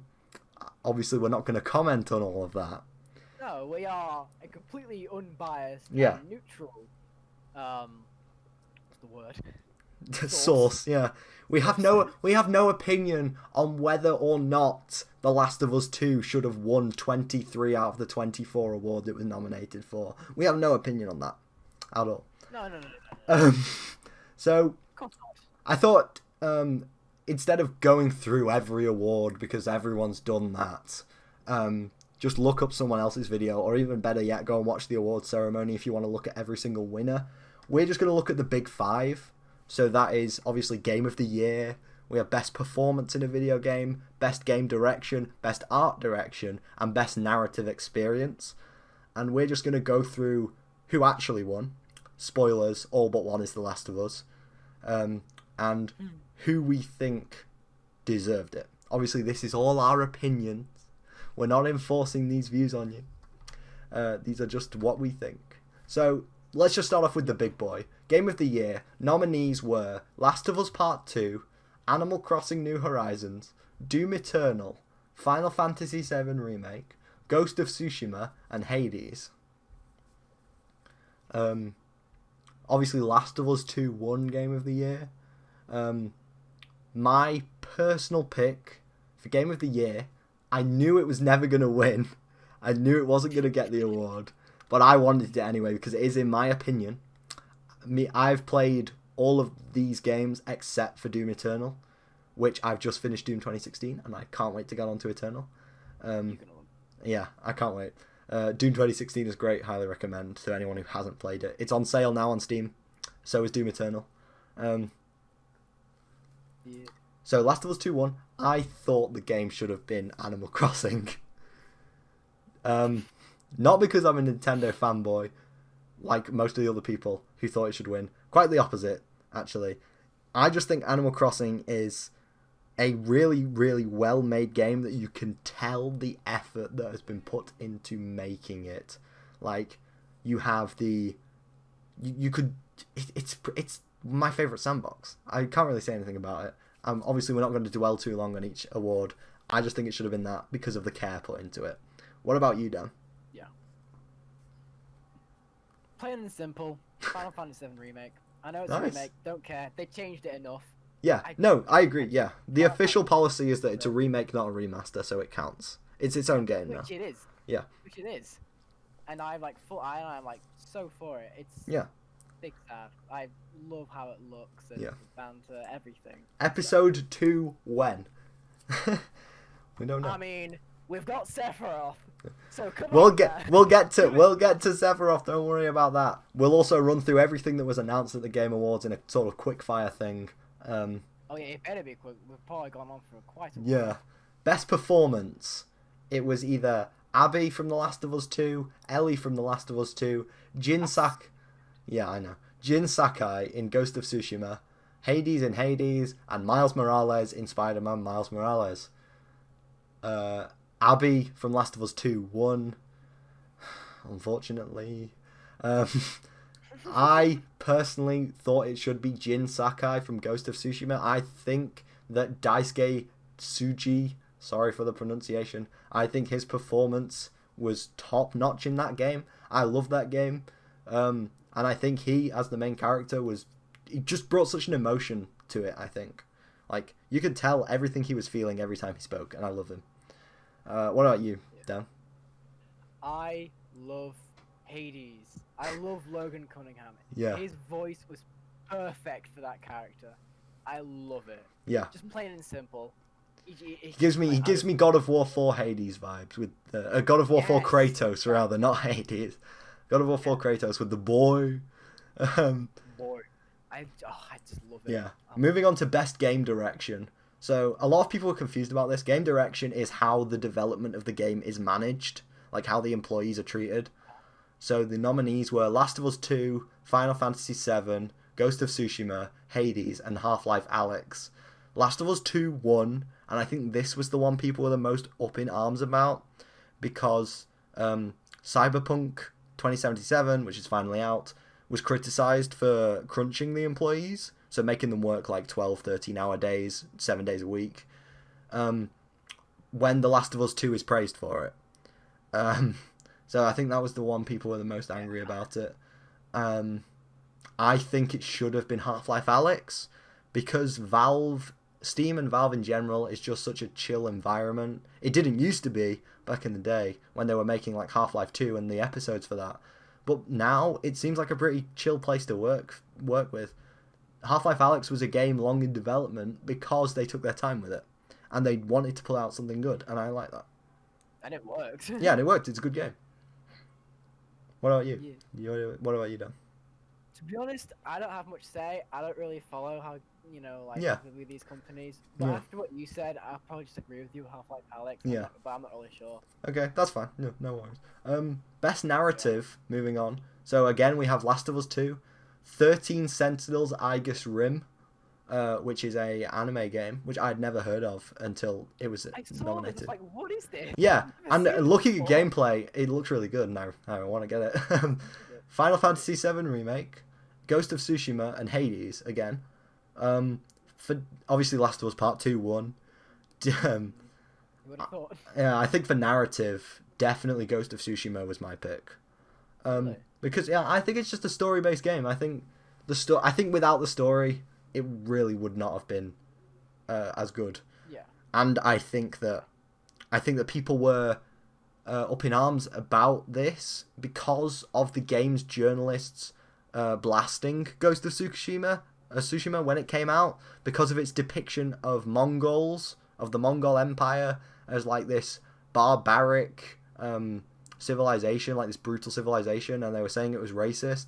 But if you go back and look at the Mongol treatment of the Japanese, you'd see it's actually pretty on point. Historically, it's just historically accurate. So I think that was the whole reason why Ghost of Tsushima didn't win, which I was really sad about. And I think I know your answer, Dan. Yep, another story-based game. Yeah. FF7 Remake. Yeah, Great. I get that. That's all. Very cool. Yeah, that's a close second for me as well. Moving on to our last of the big five, best art direction.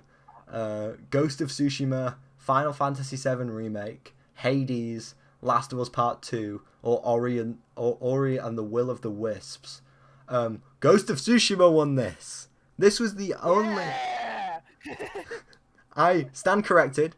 Last of Us 2 didn't lose two of its awards. It didn't lose one of its awards. It lost two. This is one of them. Ghost of Tsushima wins, and I think personally that's the correct choice. And if you've looked at the game, you know that it's the correct choice. It was really a shoo-in. It was either that, or for me, it was either that or Hades. Just because of how like unique its art style is. I think I would say Hades, but I'm only really a fan of the cutscenes in Hades. I don't really like the in-game stuff, like the in-game engine. But that's just my opinion. Fair enough. Yeah. Fair enough. I see that. And if you want to look at all the other winners, go look it up online. We're not gonna run through all those because it would take too long. Hold on. Quick fire round all the announcements. We got Disco Elysium, the final cut. Unreal Tournament weapons are coming to Warframe. Dragon Age 4 got a cinematic. The Callisto Protocol was announced by the makers of Dead Space. That looks really good. That looks really cool. It's not cinematic. Yeah. Open Roads, a mother-daughter adventure road trip game from Annapurna Interactive. Looks pretty cool. Crimson Desert from the developer of Black Desert Online looks absolutely brilliant. This massive open world sort of South Korean set story. We got Warhammer 40k Darktide, which I personally didn't like, but I know a lot of people on social media likes it. Cyberpunk 2077 Starcar has come to Forza 4.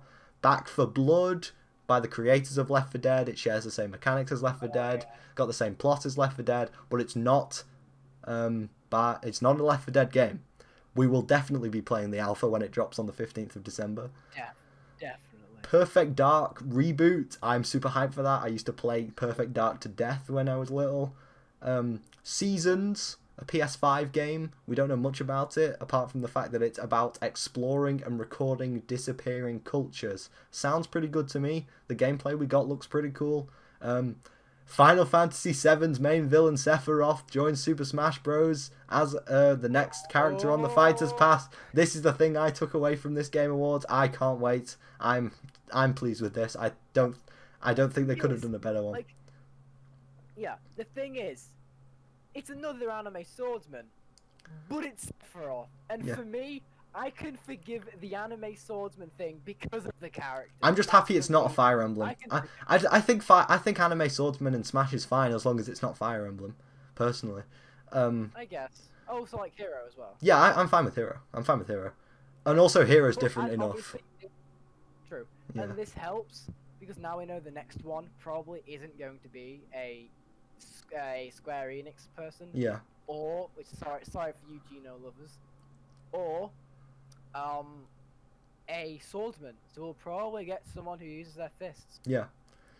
So I think we all know who I want to be in there. But everybody wants. Yeah.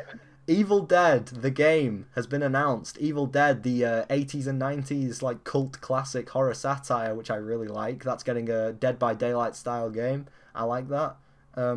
New Mass Effect trailer. We don't know much about that, but it looks sick. Among Us reveals a new map. The Airship looks very big, looks very fun. Just Cause Mobile announced I did not see that. A 30-person battle royale Just Cause game. On mobile. It looks like trash. Just Cause 5 when? I love Just Cause 3. Arc 2. Oh yeah, with Vin Diesel in Arc 2 has been announced. Looks like I'll play it. I'll just leave it at that. Yeah. It was just a cinematic trailer. Yeah. There was no gameplay. Yeah, well, I'm gonna play it anyway. It's Vin Diesel. Arc 2. Oddworld Soulstorm. This was announced at the PS5 State of Play showcase all the way back in like July or August. It's now moved its release date up to spring of 2021. It looks okay. We got some more gameplay at the Game Awards. Super Meat Boy Forever, the new Super Meat Boy game, comes to the Epic Games Store this month. I love Super Meat Boy, and I can't wait to play this one. Coming later this month. And yeah, that's just a really, really quick fire round of what has been announced at the Game Awards. I'll put a full list down in the description, so go and check out any of those games if you're interested. We just don't have the time to go through them all in depth. Moving swiftly on from the Game Awards. That's all we really had to say about that. If you wanted any other coverage, go to an official news outlet, or just... No, don't go to an official news outlet, because they're all rigged. According to social media, which is not our opinions, we're not enforcing them upon you, but according to literally everyone with a brain, it's all rigged. In terms of our pop culture news segment, our general news, we got some Jojo news. No part 6, unfortunately, but a trailer has come for the live action Rohan Kashibe OVA. So we didn't go over them in the JoJo episode because neither of us have. Well, I've watched them, but I don't really like them. I don't think Dan has watched them. But there are a series of OVAs from Part 4 that focus around Rohan, and there's going to be a live action one with Rohan's voice actor as Rohan. He's playing Rohan. I think this looks pretty good. Personally, and yeah, and we got some more Nintendo news. Blah. I know Nintendo have not stopped on their reign of terror. Not only have they banned a Smash Melee and a Splatoon 2 tournament, they have banned a sale of unofficial Joy-Con skins dedicated to the extremely famous YouTuber and Twitch streamer Etika, who sadly took his own life earlier this year. These Joy-Cons were Joy-Con Boys, which was Etika's sort of, saying, his clan, whatever. These were memorial Joy-Cons, but because they were unofficial merchandise, Nintendo has sued the company, sued the people making them. 100% of those proceeds from the Joy-Cons went to Etika's family. So I think that was an awful move by Nintendo personally. On lighter news, more gaming news. This is lighter news. Scott Pilgrim vs. the World, the game remastered, has got a release date, January 14th, just around the corner. We have a month to wait until one of the best, most praised 2D brawlers is coming back with updated graphics and more levels and more characters. Scott Pilgrim vs. the World is one of my favourite films of all time. It's on Netflix. If you haven't watched it, go and check it out. The game is also brilliant, and everyone agrees it's got a very high rating, the original. And it's re-releasing on PS5, on all consoles, PS5, PS4, Xbox, PC, Switch. It's coming, and get ready. I can't wait. More. Game's cool. Yeah. Cool. Obviously Thursday, as well as the Game Awards, saw the official release date of Cyberpunk 2077. Finally, we'll talk about that next episode because neither of us have really played enough of the game to get the experience, because obviously it's such a long game. I've got about 7 hours so far. I don't know how much you've got, Dan. I'm probably double that. Yeah, but even that I don't think is enough. You've done, yeah, I am far past that. Yeah, and even that I don't think is enough. No, it's barely scratching the surface. Exactly. So we'll come back to you next week with a review on that. When we've played a little bit more. Gaming news. Joseph Staten, who is the executive producer at 343 Industries, says that he has played through the Halo Infinite campaign twice and was stunned. Obviously he meant this in a positive way, but it doesn't really mean much coming from, a guy who made the game. So we'll have to see. I personally do not have high hopes, and it is sad. Because I love. Yeah, I know you love Halo. I'm playing through Master Chief Collection right now, and I'm like, yeah, Halo's good. I don't have high hopes for this personally. We'll see how. Yeah, we'll see how it comes out. Other Master Chief news. Master Chief has dropped in Fortnite as a Fortnite skin on Friday. He's available for a few hours now. At the time of release on Sunday, he'll be available for a few hours. Grab him if you want. I personally like what they've done with his skin, and I like his cosmetics. I think it's one of the best third-party skins they've done so far. Yakuza news. The Yakuza 3, 4, 5, and 6 confirmed for a PC port early next year. So that'll probably be January to March, and I can't wait to play Yakuza 5 because I've heard that's one of the good ones. I just need to play all of the Yakuza games because they look really good. Zero. I mean, even that though, apparently, even that is not terrible. Anyway, more gaming news. Apparently, we've got our weekly Elden Ring update, which somehow has become a thing despite me really not caring that much about the game. Really cool. It's the 6-second trailer. What do you want, mate? It's I the know. hypest game of all time. You got the award for it. It got the award for the most anticipated game, despite the fact that we only got a 10-second trailer. But apparently we've made it a segment, our weekly Elden Ring update. We shouldn't have to wait months and months for our next look at Elden Ring. That comes from an Xbox source, an anonymous one, so take it with a grain of salt. But I hope that it won't be months and months, because I just want to see how it looks. Just please give us something. Like, good or bad. It should be the exact same graphics quality as like Skyrim, but just worse. Yeah. Just give us something, good or bad, I don't care. Just has to come out. We've got a lot of film news, but we'll just take a little bit of a side note in our only piece of anime news this week, but it's huge. Funimation, the dubbing and anime distribution company, which owns properties like Dragon Ball, My Hero Academia, One Punch Man, some of the most well-known, owned by Sony, is acquiring Crunchyroll for almost $2 billion.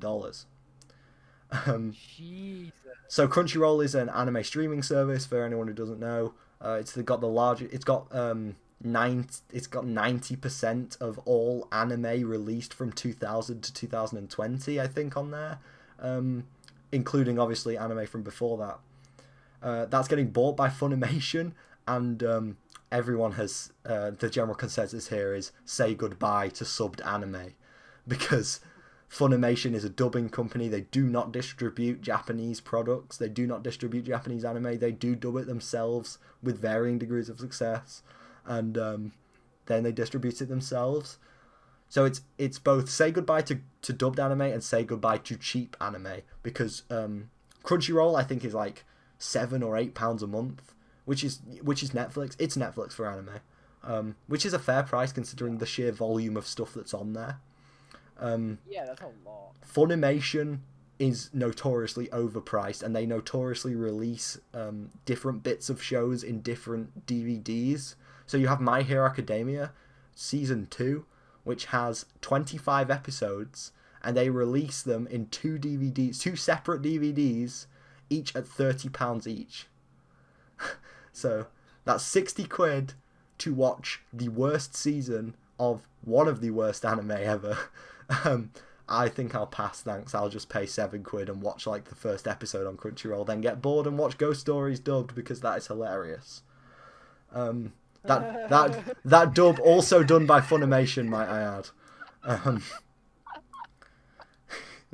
So if anyone doesn't know what we're talking about, go and look up the Ghost Stories dub. The opening slaps, but that's about it. Oh, thank you for reminding me that. Oh, We'll have to see. I plan to cover this story as it breaks next week. I'm sure we'll get a lot more info next week about what's going to happen to Crunchyroll. Will it continue to operate as it is? Will it be absorbed to Funimation? We don't know yet. But it ceased to exist. It may cease to exist. We don't know, because obviously with that nearly $2 billion, Funimation has bought the rights to distribute every single anime that's on Crunchyroll right now. Has bought the rights to produce them in physical formats like DVDs and stuff. Has bought the rights to dub them. Has bought the rights to create merch based off them. It's just they now own 90% of all anime. So great. They did a good job on Dragon Ball, but that's pretty much the only thing that they're known for that's good. Yeah. Film news. We have quite a bit of film news. This one leading on from a story that we talked about last week, which was the revelation that Warner Brothers have decided to distribute all of their films on HBO Max rather than in cinemas due to the ongoing COVID-19 pandemic. Christopher Nolan I love this story personally. Christopher Nolan, director of Inception, Interstellar, Tenet, the Dark Knight trilogy. So one of the most well-known directors in Hollywood right now, certainly the most well-known modern director in Hollywood, has slammed this decision. He said, "This makes no sense. Why would you release your films on the worst streaming service out there?" So he's out there firing shots. Christopher Nolan. Yep. He's allowed to. He has that power. He has the power. Yeah, he definitely does. He made goddamn the Dark Knight trilogy. Yeah. Of course he has that power. Definitely. And I think he's just annoyed because all of his films are published by Warner Bros. And they will be on HBO Max. And if he doesn't like HBO Max, then, you know, he's sort of in a bad position.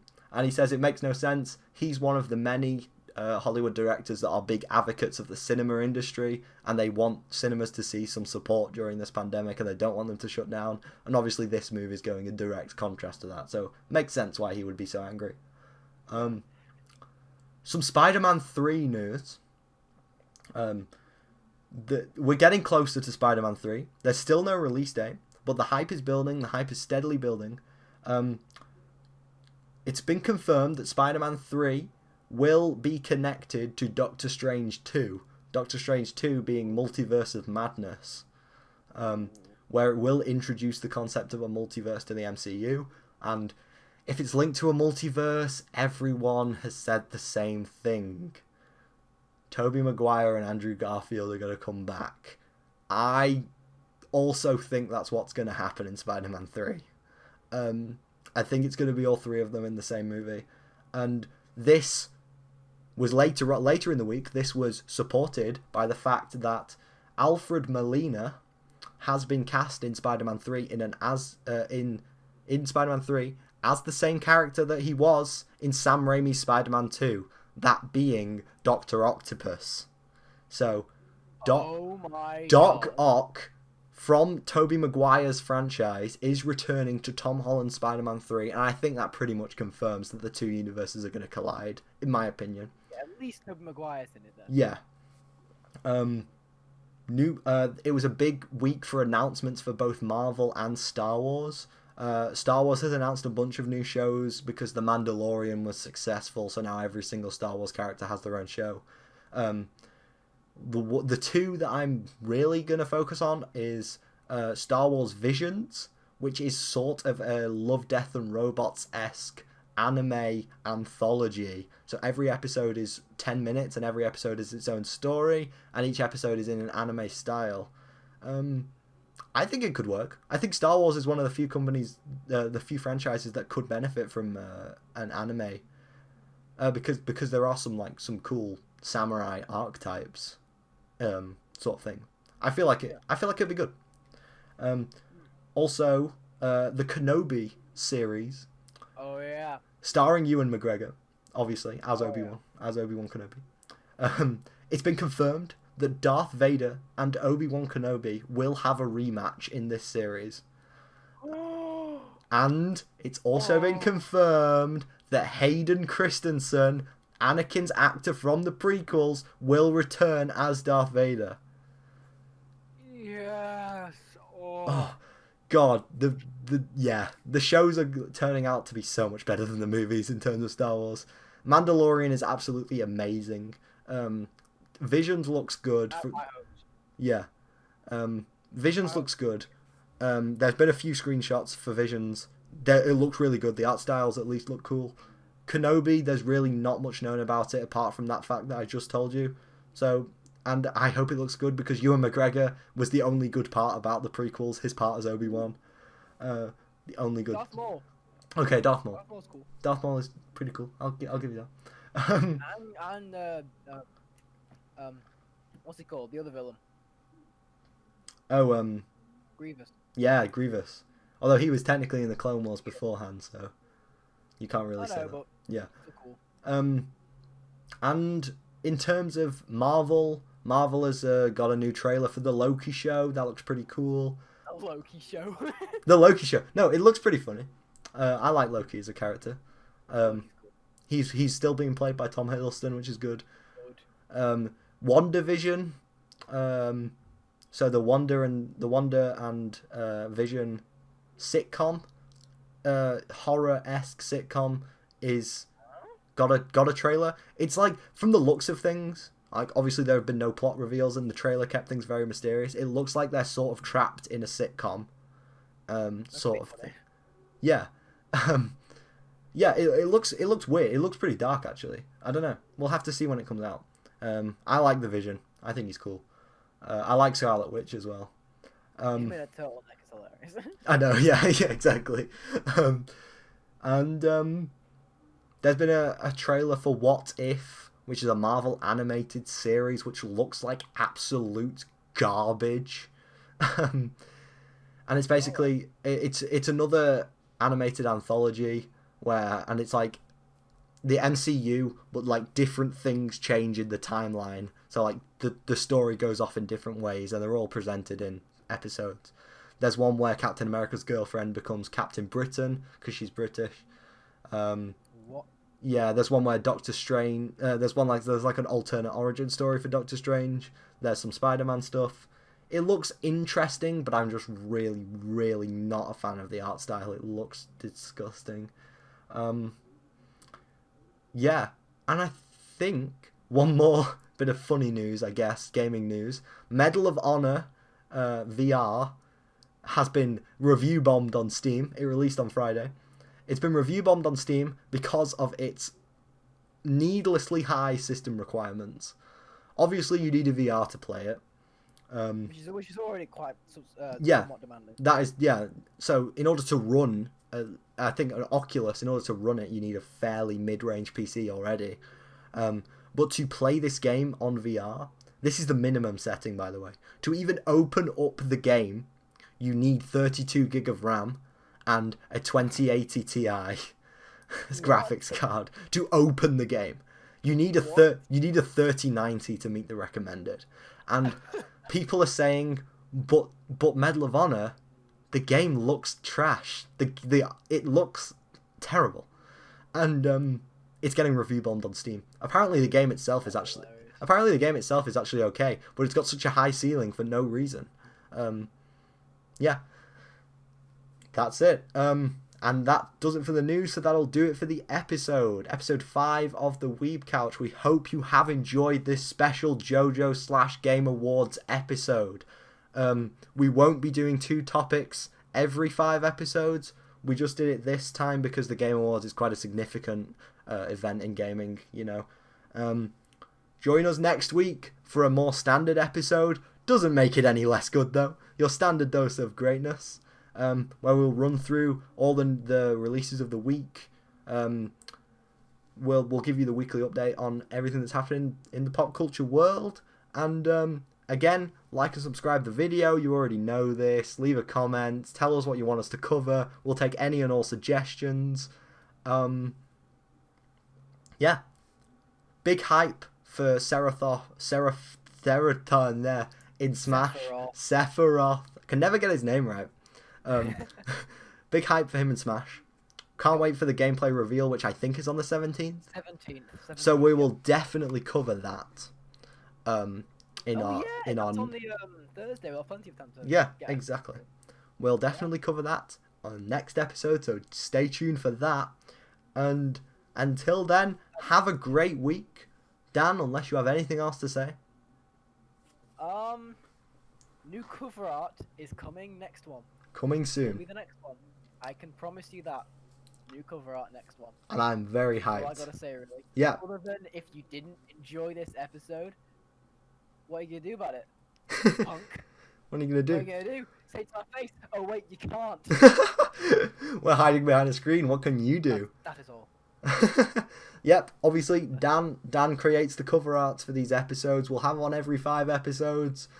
Amazing. His art Instagram is down in the description, as is the official Instagram of the podcast, so go give that a follow. Go and DM us if you have any requests. And yeah, we hope that you've enjoyed this episode. If you haven't heard of Jojo's, hopefully that's a little bit of a rundown. It's a good show. Parts 1, 2 and 3 are on Netflix. The rest is on Crunchyroll. And good luck. Yeah, good luck. Yeah, we'll see if it's still on Crunchyroll in a few weeks' time. or if it's all just dubbed now. And yeah, until next week, have a good one, and we'll see you soon.